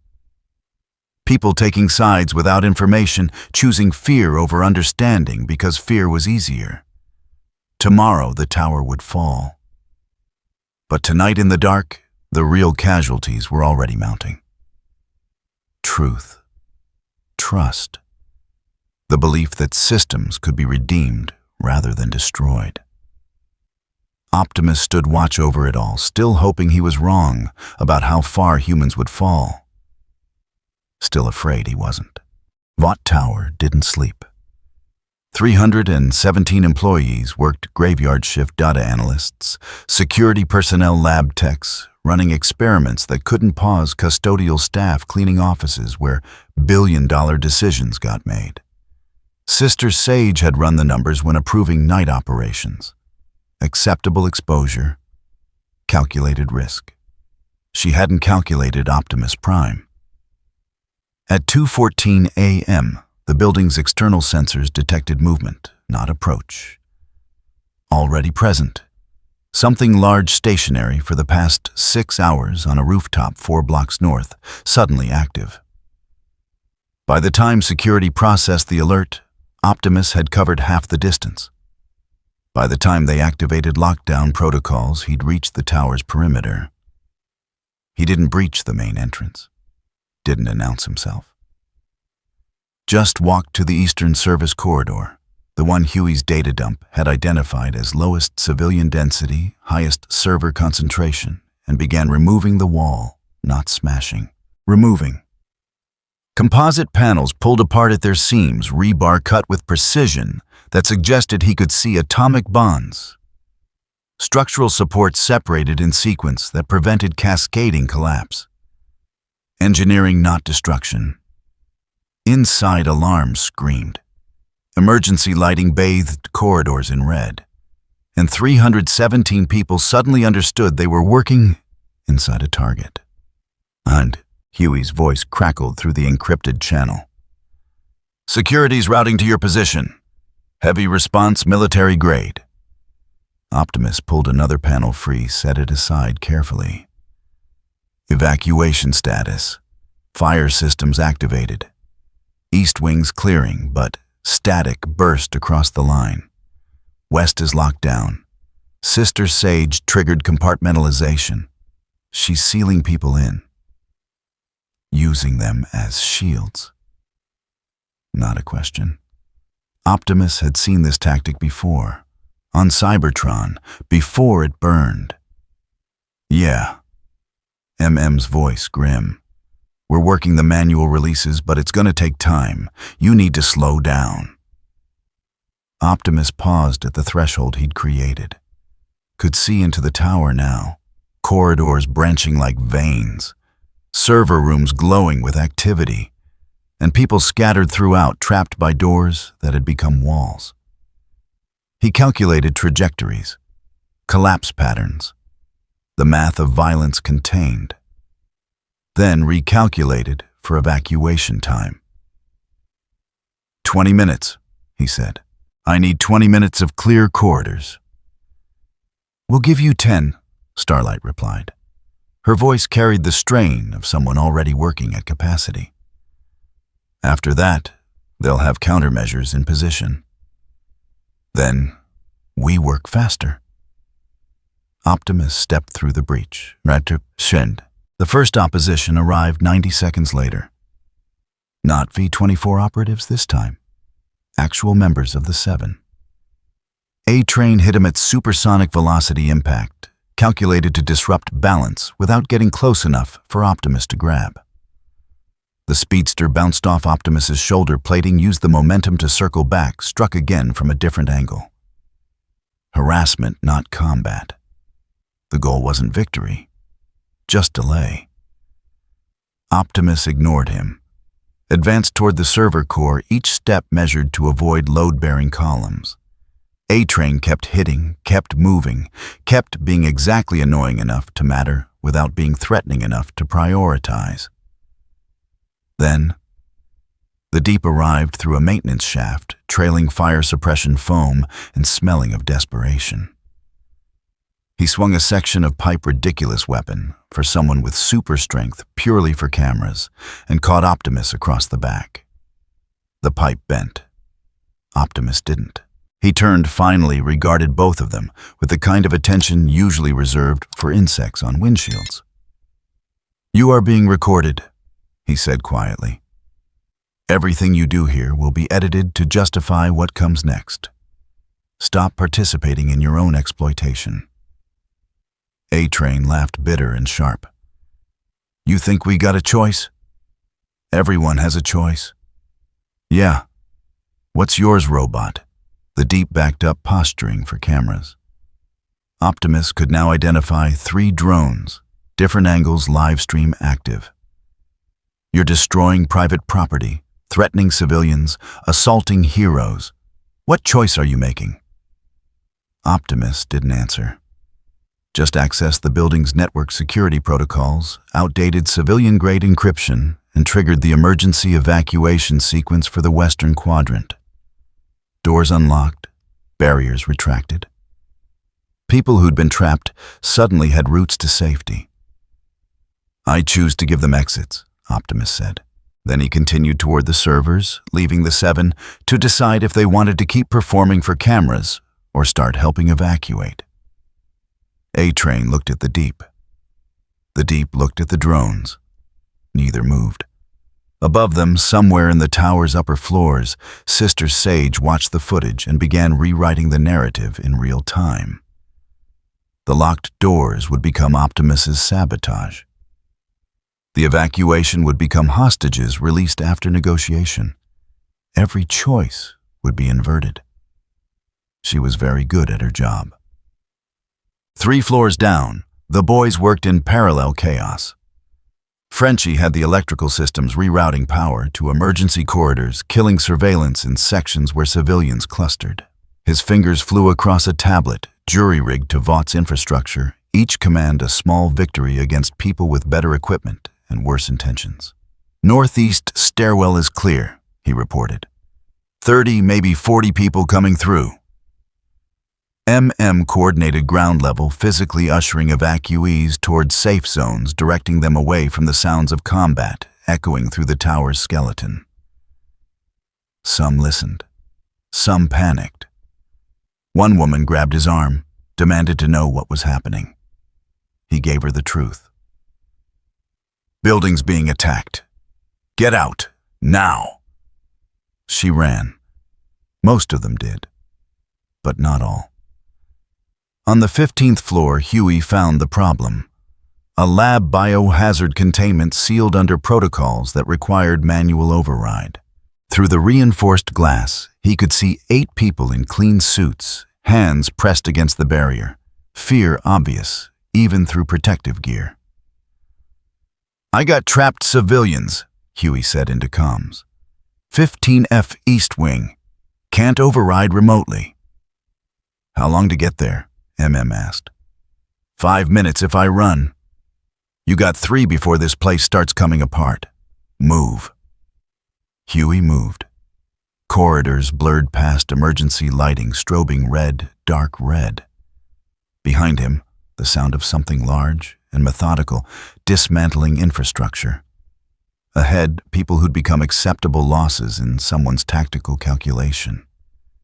He reached the lab, found the override panel, started working through the sequence.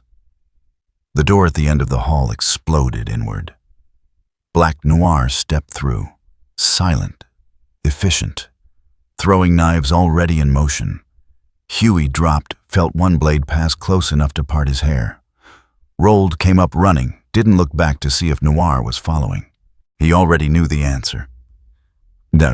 Optimus reached the primary server core at 2:31 a.m. 17 minutes into the operation. Faster than projected. Not fast enough. The room stretched 3 stories high, racks of equipment processing data for half of Vaught's global operations. Propaganda algorithms, deepfake rendering, surveillance coordination, the digital backbone of empire. He began dismantling it with the same precision he'd used on the wall. Pulling specific server clusters, crushing memory banks, ensuring data destruction was permanent and total. No backups. No recovery. Just silence where lies had lived. "Optimus!" Starlight's voice urgent. "Huey's engaged. Black Noir. He needs extraction. Optimus didn't pause in his work. "Can you reach him?" "Not without leaving my position. I'm holding the south corridor clear. If I move, then he handles it alone." Optimus pulled another rack free. "We cannot save everyone. We can only create the best odds." The silence on the line carried accusation. "I know," Optimus said quietly. "But if I stop now, this accomplishes nothing. Huey understands the risk. We all do." He kept working, hated himself for it, kept working anyway. Huey ran, not away from Noir. That was impossible. The man was faster, better trained, probably enjoying this. Toward civilians, toward witnesses, toward the one thing that might make Noir hesitate. He burst into the evacuation corridor, skidded past families clutching children, office workers helping injured colleagues. Noir followed 3 seconds later, saw the crowd calculated angles, stopped. Cameras were everywhere. People recording on phones, live witnesses who'd testify about what they saw. Even Vought couldn't edit this into justification.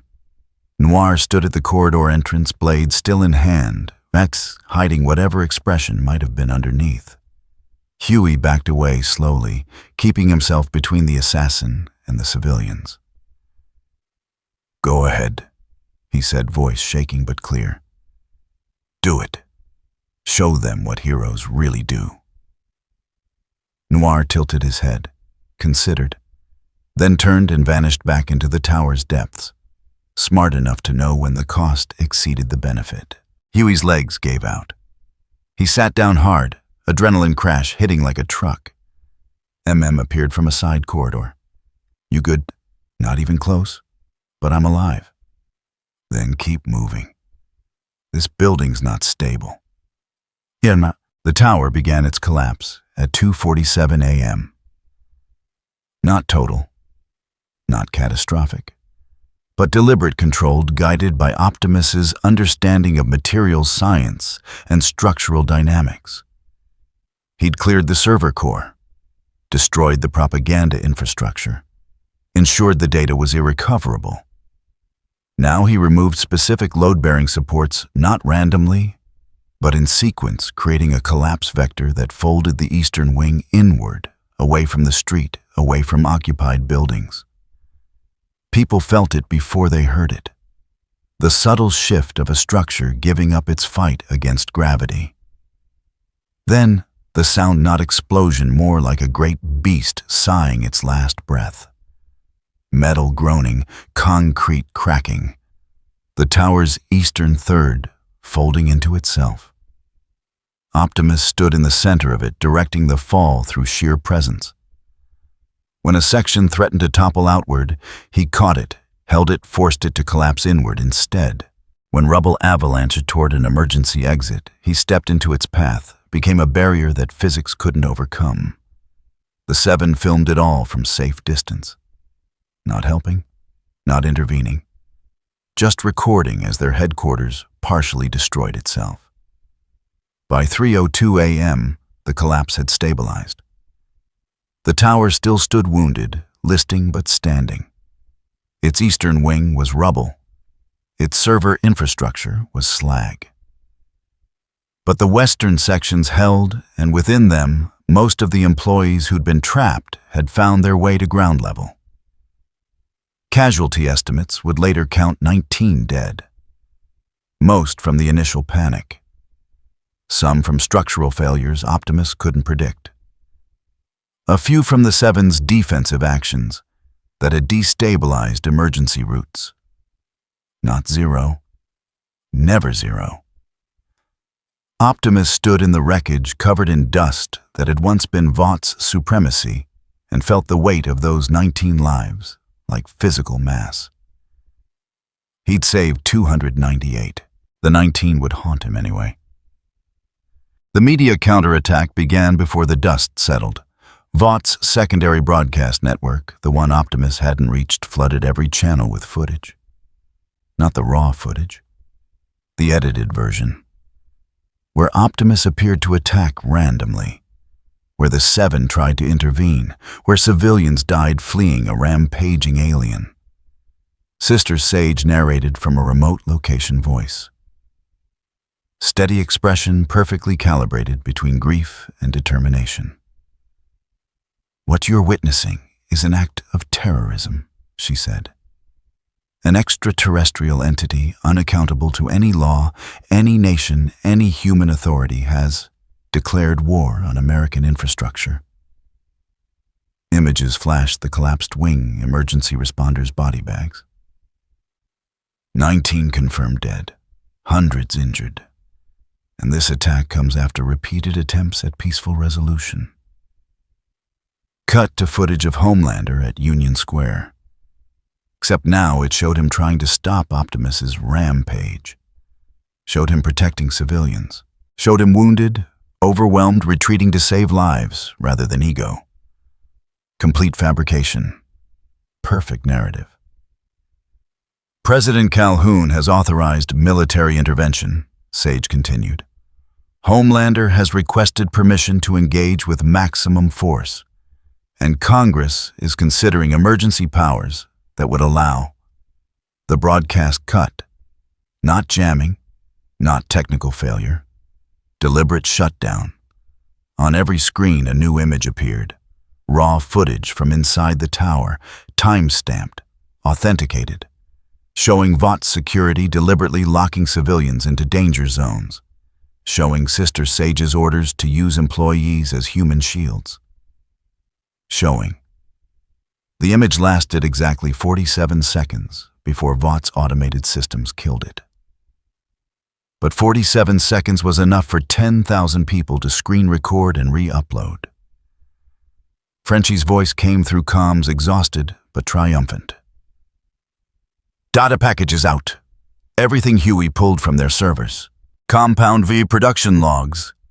Temp 5 test results, financial records showing they've been funding both sides of the culture war. A pause. It won't change everything, but it's a start. The narrative cracked. Didn't break. Cracked. Optimus extracted himself from the rubble at 3:34 a.m. The boys had already evacuated. Smart.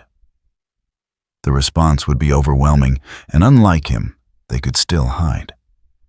He walked through streets where police had established perimeter cameras tracking his every step. Nobody tried to stop him. What would be the point? Ahead, the horizon began to lighten. Dawn coming.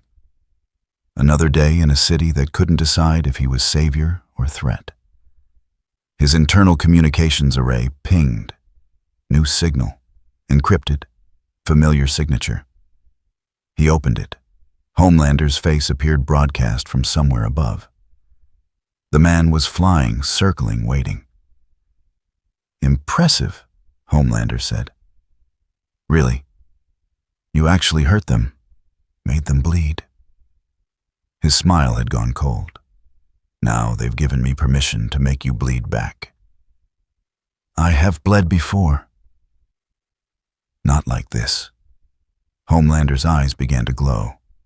See, before I had to pretend to care about collateral, about civilians, about the rules.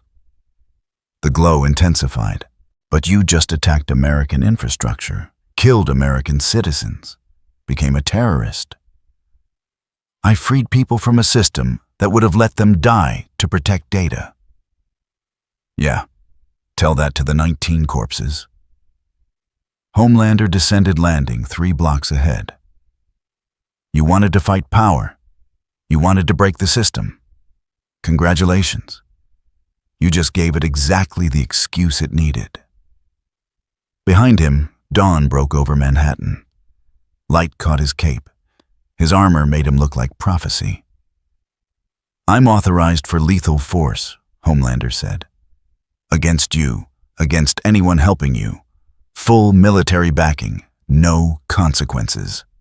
He spread his arms. You just made me a hero again. Optimus analyzed the tactical situation. Exhausted from the tower assault. low on energy reserves, surrounded by civilians, against an opponent with authorization air superiority and no restraints. Bad odds, possibly fatal odds. He faced Homelander anyway. "Then let us see," Optimus said quietly, "what kind of hero you are when your enemy refuses to let you pretend." The first blow came before he finished speaking, and the real war finally began. The first strike drove Optimus through 3 walls and into the tower's structural core, exactly where he'd wanted to go. Homelander followed heat vision, already charging, riding the momentum of righteous fury backed by federal authorization. He expected fear, retreat, the satisfying crack of something powerful finally breaking under superior force. What he got was Optimus pivoting mid-impact, absorbing the collision with joints that redirected force into the foundation and closing one massive hand around Homelander's ankle before he could pull back. The throw wasn't elegant, just effective. Homelander hit a support column hard enough to crack concrete, bounced, recovered in midair with the kind of grace that came from never having to worry about physics. "That all you got?" Homelander's smile stayed fixed. Had to. Cameras were watching even here, always watching. Optimus didn't answer, just advanced each step, deliberate, forcing Homelander deeper into the tower's compromised infrastructure, toward the collapsed sections, toward spaces where flying meant hitting obstacles, toward the dark. Homelander realized the trap half a second too late. He tried to ascend, gain altitude, reclaim his natural advantage. Optimus grabbed a damaged beam and pulled. The ceiling section came down, controlled collapse, timed perfectly, creating a cage of rebar and shattered concrete. Not enough to stop Homelander, just enough to make him think about trajectory, about clearance, about fighting somewhere he couldn't simply hover above consequences. "Cute," Homelander said, lasering through debris. "You think this changes anything?" "Yes." Optimus drove forward through the beam fall, using his own mass as a battering ram. "It changes everything." The collision drove both of them into the sub-levels, down where emergency lighting had failed, down where dust from the collapse hung thick enough to scatter laser trajectories, down where Homelander's greatest weapon, being seen, didn't function. The darkness swallowed them both. 3 blocks away, the boys watched the towers shake from street level. MM had the radio coordinating emergency services, who were very deliberately staying clear of the combat zone. Starlight powered down, conserving energy, knowing she might be called to intervene in ways she didn't want to think about yet. Frenchie monitored what few cameras still functioned inside patching feeds through devices that shouldn't exist. Seeing things that would have gotten him killed in any other context, Huey just stared at the building, fists clenched, knowing that somewhere in that collapsing nightmare Optimus was fighting a god. And winning. Probably. Maybe. Butcher stood apart from the others, hand in his coat pocket, fingers wrapped around a cylinder that held enough weaponized virus to kill every enhanced human within a 2-mile radius. Everything he'd worked for. Everything he'd sacrificed for. One trigger away. He watched the tower shake. Thought about Becca. About all the people Homelander had killed, would kill, couldn't help but kill. Because monsters didn't change. Thought about Optimus's words. About becoming what you fight. His finger tightened on the release mechanism. In the dark beneath Vought Tower, Homelander learned what it felt like to not control the fight. Optimus had done this before. Fought opponents faster, stronger, more experienced. Had refined the art of turning advantages into liabilities, of making power work against itself. He used the confined space like a weapon. Every time Homelander tried to fly, Optimus forced him horizontal. Every laser blast hit walls that reflected heat back, filled the air with concrete dust that scattered coherent light. Every punch Homelander landed, and they landed hard, denting armor that had survived wars beyond Earth's comprehension. Optimus absorbed, redirected, turned into positioning. He wasn't winning through strength. He was winning through engineering. A hydraulic clamp closed around Homelander's arm. Not fast enough to catch him clean, but enough to disrupt flight to pull him down. Homelander tore free, but the damage was done. He'd touched ground, been forced to push off like anything earthbound. "You can't beat me." Homelander's voice cracked slightly. Not fear yet, just the first edge of it. Optimus hit him. Not a punch. A shove precisely angled to drive Homelander back first into a support structure. Then Optimus was there, both hands pinning the smaller figure against the column, using mass and positioning to negate the strength advantage. "You are not invincible," Optimus said quietly. "You are not divine. You are what they made you." He leaned in, optics blazing in the dark. "And what they made can be unmade." Homelander's eyes glowed. Point-blank range, enough heat to melt tank armor. Optimus twisted, took the blast across his shoulder instead of his optics. Damage alarms screamed through his systems. Armor buckled. But he didn't let go. Instead, he drove them both into the collapse zone, the section where Chapter 6's assault had left the structure hanging by compromised supports. He pulled a specific brace. The ceiling came down. Not burying them, trapping them. In a pocket of wreckage barely large enough for Homelander to exist in, let alone fight in. The darkness became absolute. And for the first time in his life, Homelander felt something he'd only inflicted on others. Helplessness. And, above Butcher, made his decision. He pulled the cylinder from his coat, looked at it in the streetlight. Such a small thing. Such a final thing.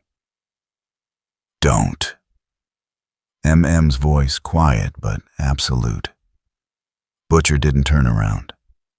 "You know what he is, what he'll always be." "Yeah, and I know what that makes us if we use it. Makes us survivors. Makes us genocidal." Starlight stepped beside MM, light beginning to glow around her hands. Not threatening, just ready. "You deploy that you kill Homelander. You also kill every kid who got injected without consent. Every person trying to do good with powers they didn't ask for. Acceptable losses?" "No." Huey's voice shaking but firm. "They're not. And if you can't see that you're as bad as Vought." Butcher finally turned, looked at each of them, saw judgment, disappointment. The kind of moral clarity he'd spent years trying to burn out of himself. "Homelander's killed hundreds," he said softly. "Personally. That we know about. How many more before you lot grow a spine and do what's necessary?" "As many as it takes." M. I replied, "until we find a way that doesn't make us monsters." "There is no other way." Butcher's control cracked. "You think Optimus's bloody principles mean anything? You think Homelander's gonna have some redemption? Wake up. This ends one way, with that cunt dead, or the world burning."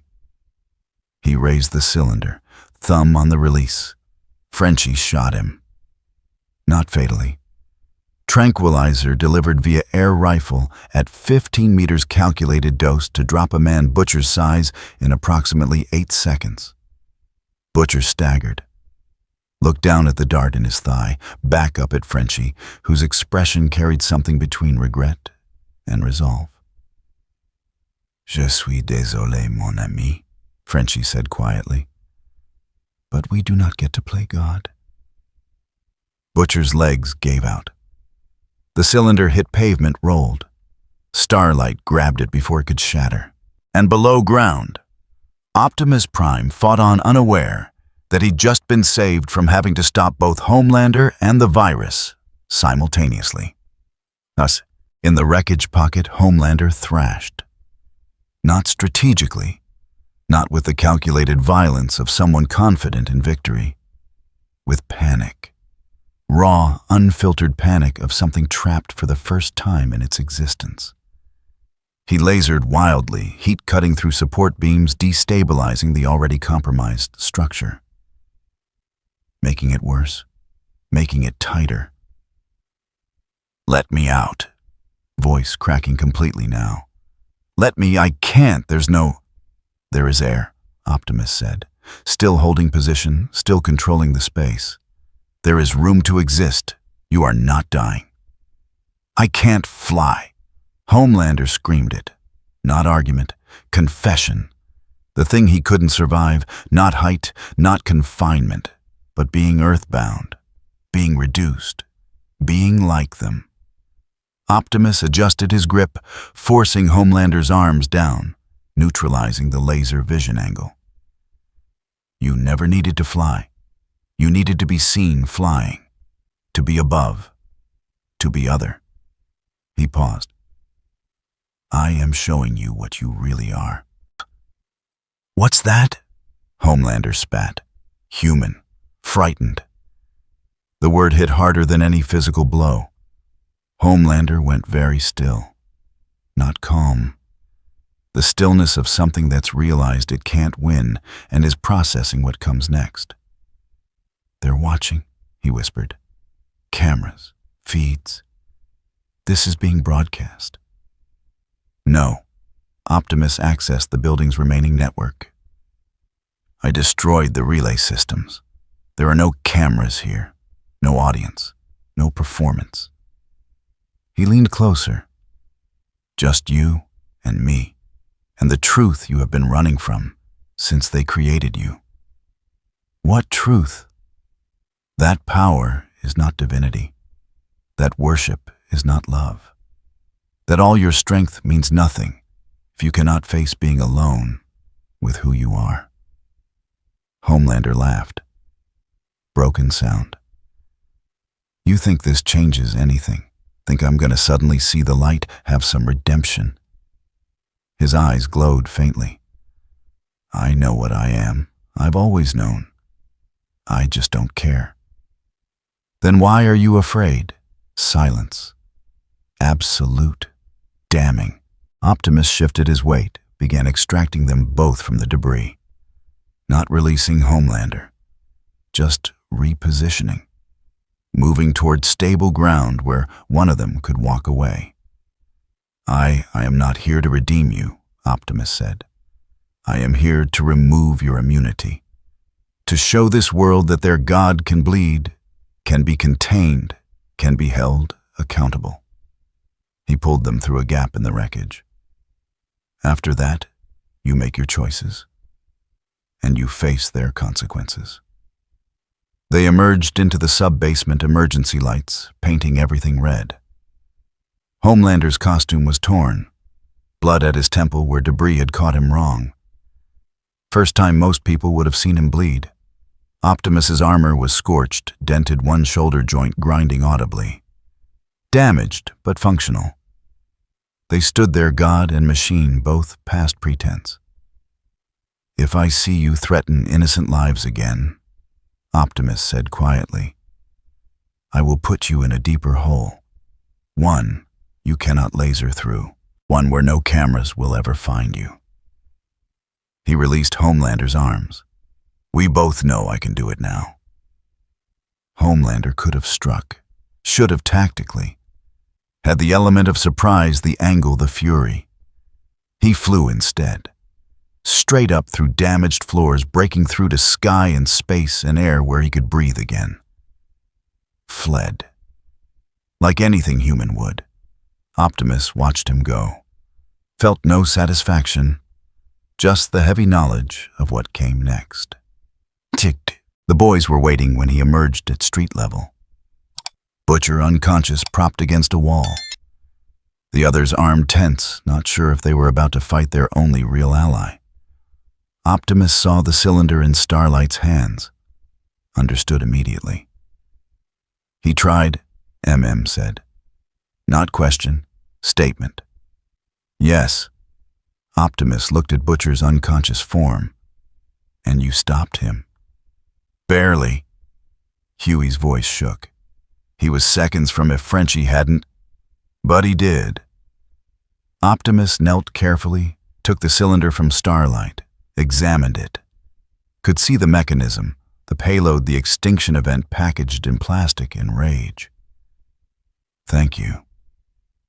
What now? Starlight asked. Homelander's gone, but not beaten. Vaught's wounded, but not dead.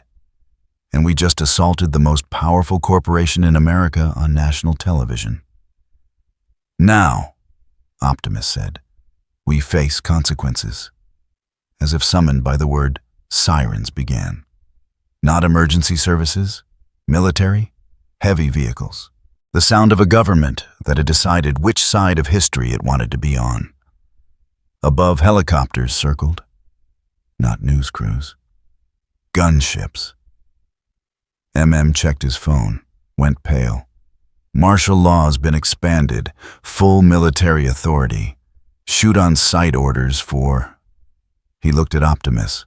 For you and anyone assisting you. Then you should leave. Like hell, Huey said. We're criminals who can still blend into civilian population if you go now. Optimus handed the virus back to Starlight. Destroy this, completely. Do not let it exist as temptation.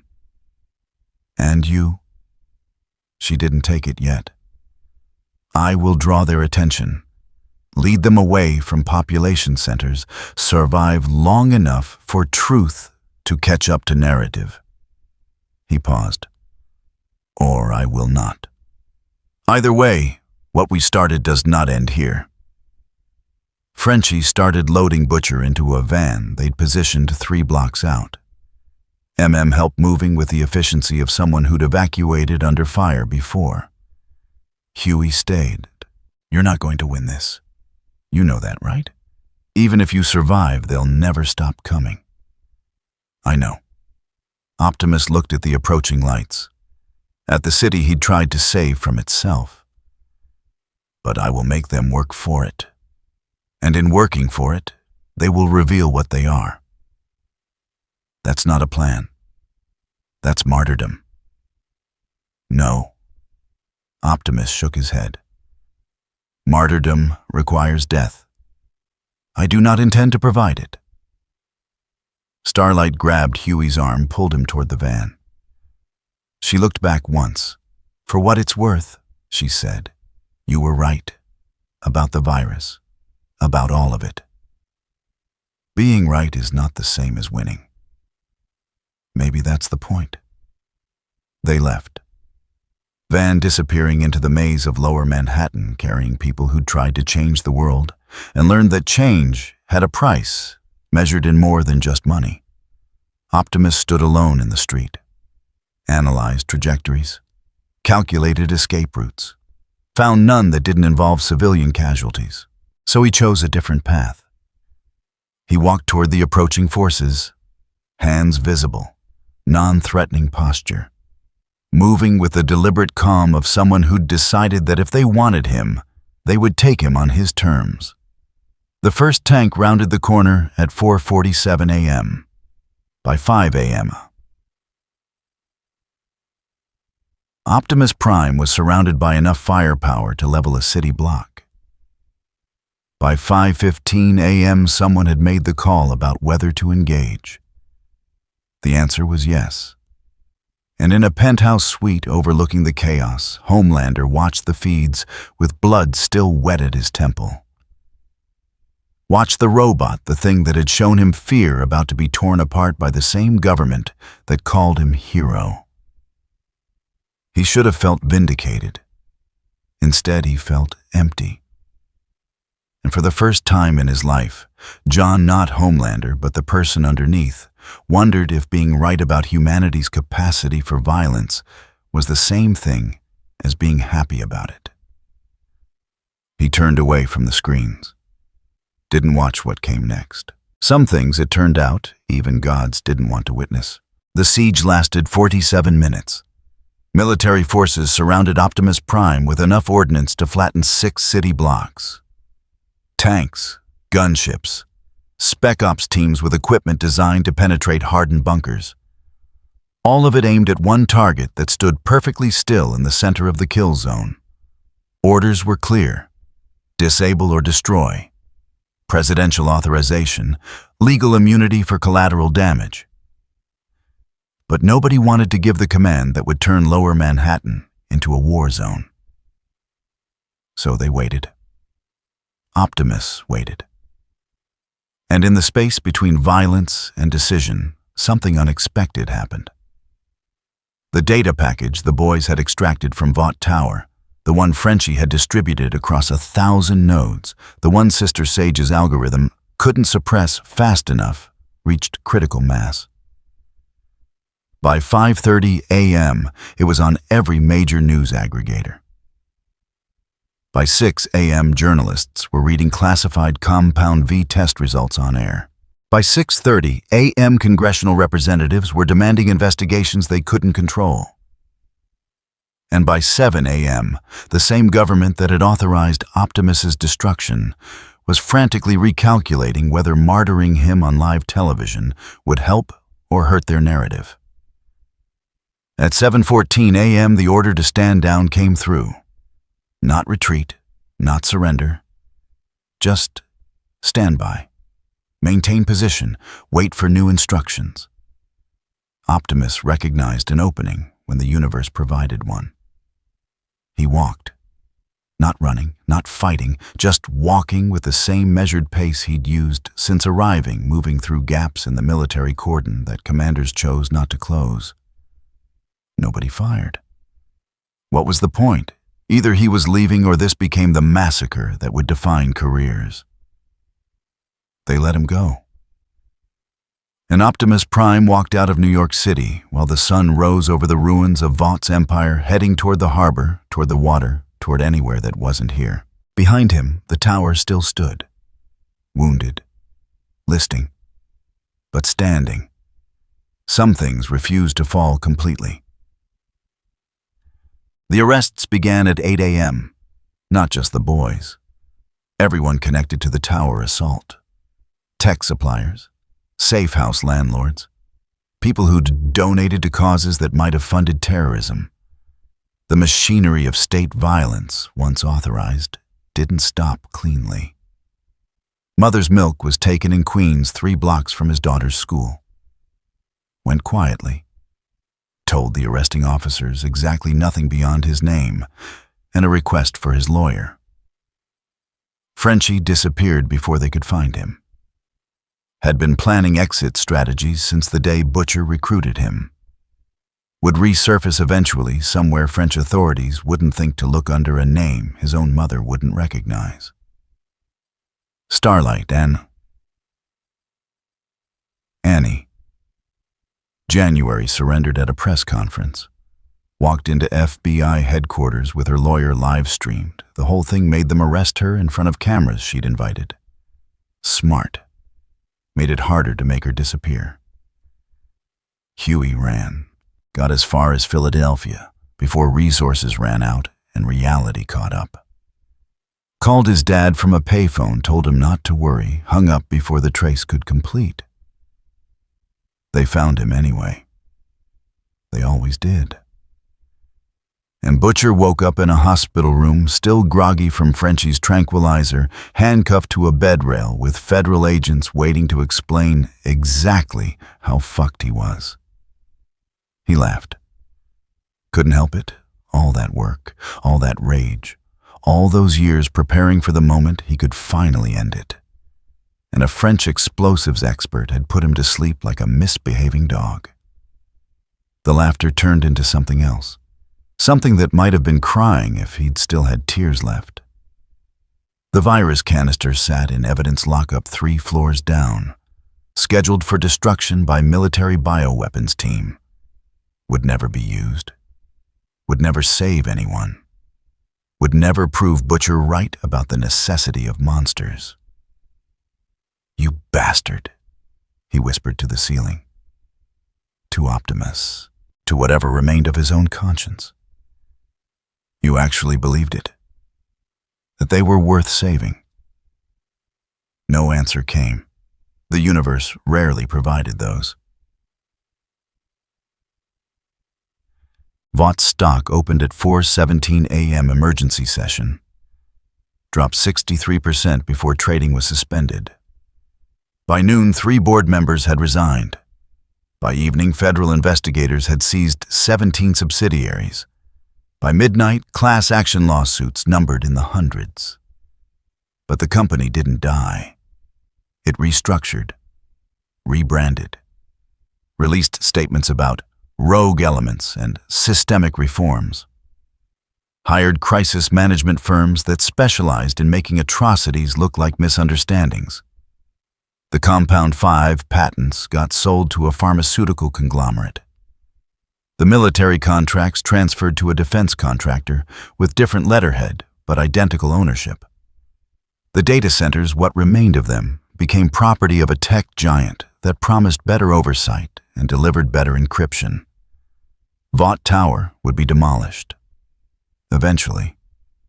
After litigation cleared, after insurance settled, after everyone involved had extracted maximum value from the corpse. But the machinery it represented, the system of power packaged as protection that just changed names, adjusted tactics, prepared for the next iteration.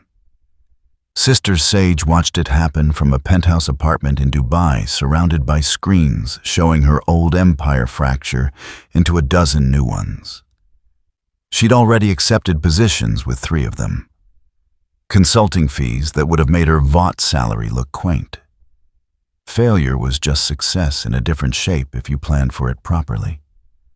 She pulled up footage of Optimus Prime walking out of New York, studied it frame by frame, memorized his movements, his choices, his tactical approach.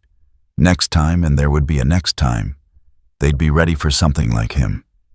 The game continued. Players changed. Rules adapted.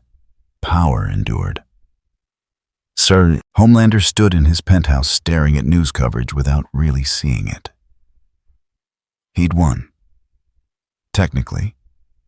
The robot was gone. The boys were arrested. Vought would rebuild under new management that still needed a flagship hero.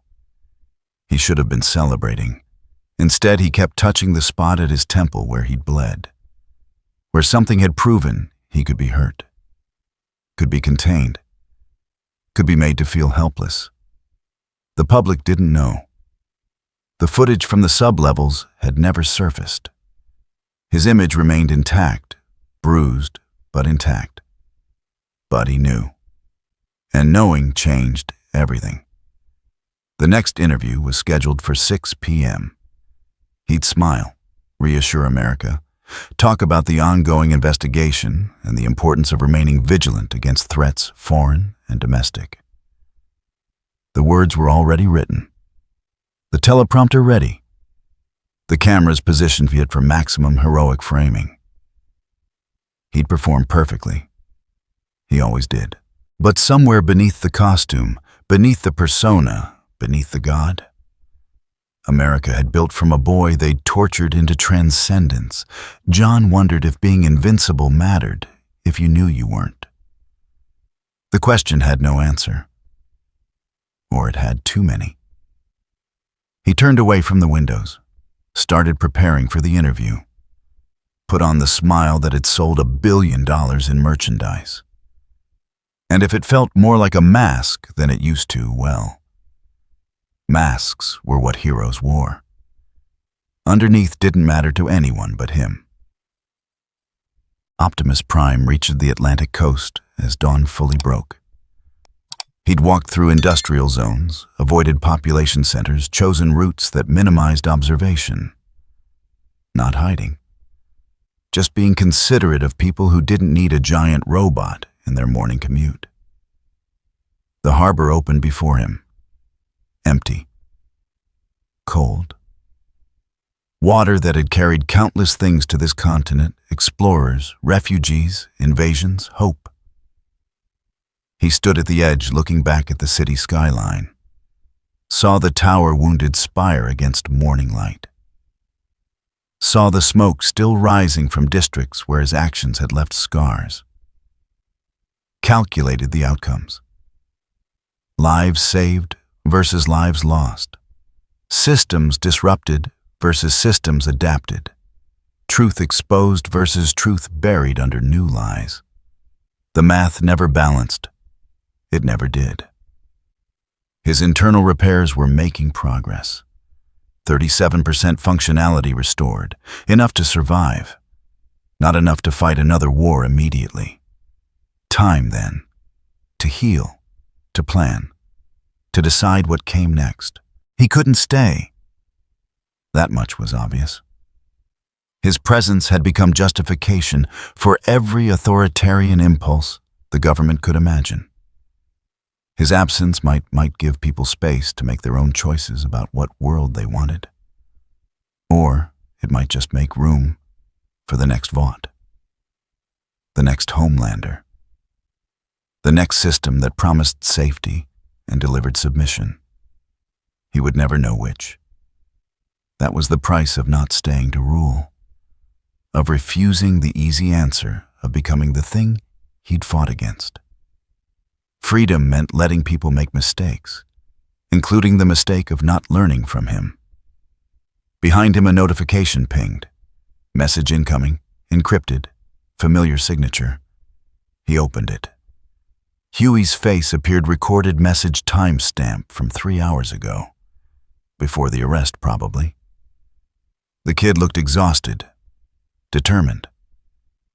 "I don't know if you'll get this," Huey said to the camera. "Don't know if you're even alive. But if you are, if you made it out, I just want you to know we don't regret it. Any of it." He paused. "Well, Butcher probably regrets not using the virus. And Frenchie regrets that the tower collapse wasn't more symmetrical. But the rest of us..." He smiled. Tired. Real. "We tried to be better than them. Because of you, maybe we failed. Maybe it was never possible. But we tried." Another pause. "That has to count for something, right?" The message ended. Optimus stood silent, processing, wondering if effort without victory meant anything. If principles maintained at cost of outcome served purpose beyond self-satisfaction. He didn't have answers, just the weight of questions he'd carry to whatever came next. He deleted the message, removed all trace of the boys from his systems. If investigators came looking, they'd find nothing. Small protection, probably insufficient, but it was what he could offer. He waded into the Atlantic. Water rose to his waist, his chest, his shoulders. Cold, corrosive, sufficient to obscure his energy signature from satellites. Before submerging completely, he looked back one last time. The city woke behind him. Millions of people beginning another day. Some would rebuild. Some would profit from disaster. Some would fight. Some would surrender. They would do what humans did. Survive, adapt, make the same mistakes in new configurations. And maybe, just maybe, a few would remember that power didn't require divinity. That change didn't demand martyrs, that the most important battles were the ones where victory looked like simply refusing to become the enemy. If they remembered his time here mattered. If they didn't, it mattered anyway. To him. To the principles he'd defended. Sometimes that had to be enough. He dove beneath the surface. The Atlantic swallowed him whole. And on shore, New York City continued its chaotic morning, one crisis bleeding into the next, people arguing about what had happened and what it meant and who was to blame. Some things never changed. 6 months later, a press conference. New building, different logo, same fundamental purpose. The CEO, former Vought VP, now heading a reformed superhuman management corporation, smiled at the cameras. "We've learned from past mistakes," he said. "Earnest, practiced, believable to anyone who wanted to believe. Transparency, accountability, oversight. These aren't just buzzwords. They're our commitment." Behind him, a new team of enhanced individuals stood at attention, not the 7. Branding had changed, but the structure remained identical. Different faces, same machine. In the audience, a journalist raised her hand. "What about the allegations regarding Project Dominion, the experimental weapons?" "The thoroughly investigated is the CEO interrupted smoothly. "No evidence of wrongdoing, but we've implemented additional safeguards regardless, because even the appearance of impropriety matters." The journalist sat down, moved on to the next question. Everyone moved on, eventually. In a maximum security facility upstate, Butcher watched the conference on a television someone had left on in the common area. Laughed that bitter laugh that meant he'd been right about everything, and wished he'd been wrong. Starlight watched from house arrest, monitoring equipment blinking on her ankle, wondering if her testimony to Congress would matter or just become another footnote in the inevitable return to normal. Huey watched from a halfway house, working minimum wage, trying to rebuild a life that made sense after everything.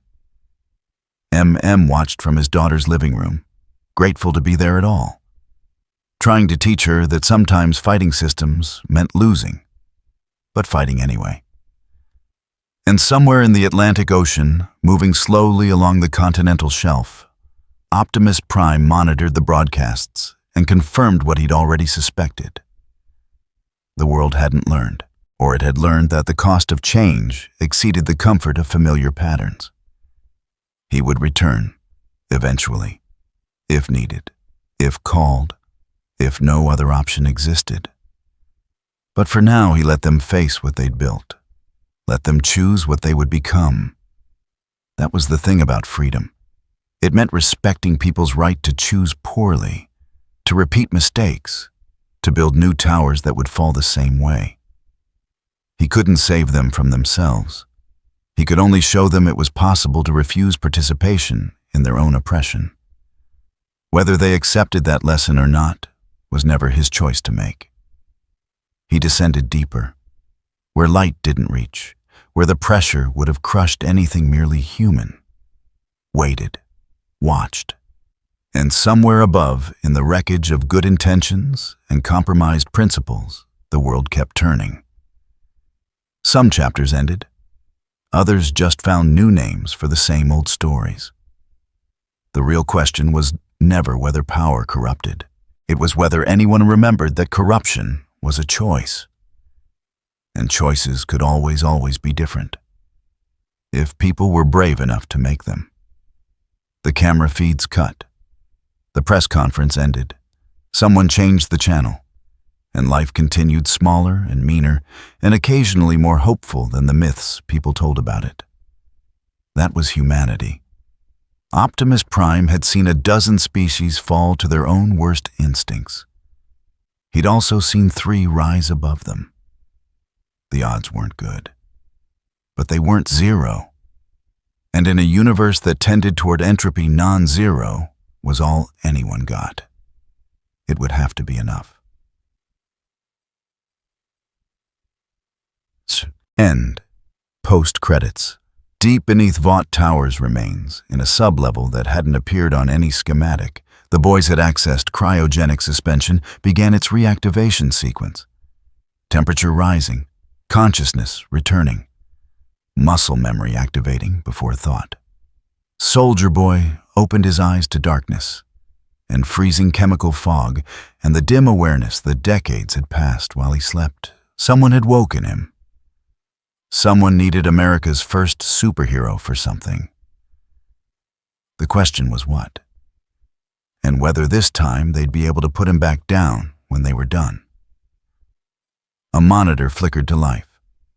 Sister Sage's face recorded message calm as death. "Welcome back. We have work to do."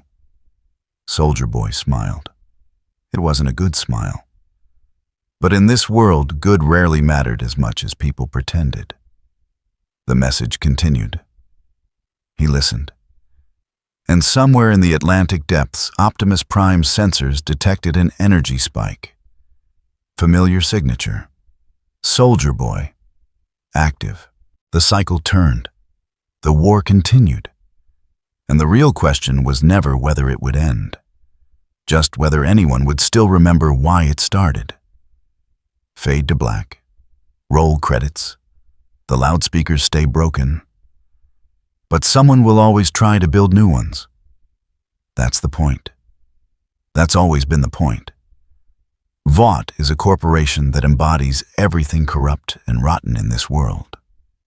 In this story, yet another of their reckless experiments drags an outsider into their web of lies and violence. A prime from Cybertron is pulled into the universe of the boys, and not just any prime, but one who stands for justice. Optimus Prime arrives in a world shaped by exploitation propaganda and manufactured heroes. He witnesses firsthand the damage Vought has inflicted on society, the bodies buried beneath branding, and smiles. So when Homelander personally approaches him with an offer of partnership, Optimus refuses without hesitation. The rejection doesn't stop there. Even the boys, a group formed to bring down Homelander and Vought, fail to earn his trust. Though their goal aligns with justice on the surface, their methods and motives, especially under Butcher's leadership, are far from noble. Humiliated by Optimus's refusal, Homelander and Vought respond the only way they know how: manipulation. They stage a massacre, twisting the narrative to smear the image of a prime who represents everything they cannot control. But this time they chose the wrong target. Optimus does not waver. He does not retreat. Instead, he confronts Homelander directly and teaches him a lesson no one else ever has. As for Vought, stripped of the Seven, it is reduced to a lion without fangs. Yet victory comes at a cost. Optimus Prime becomes a high-priority elimination target in the eyes of the government. Martial law is declared. Firepower is mobilized. It doesn't matter. Such concerns mean little to a Prime who has faced extinction tyranny and war across galaxies and still stood unbroken. If you enjoyed this video, don't forget to leave a like and subscribe to the channel, and be sure to turn on notifications so you won't miss out future videos. Thank you for watching, and we will see you next time.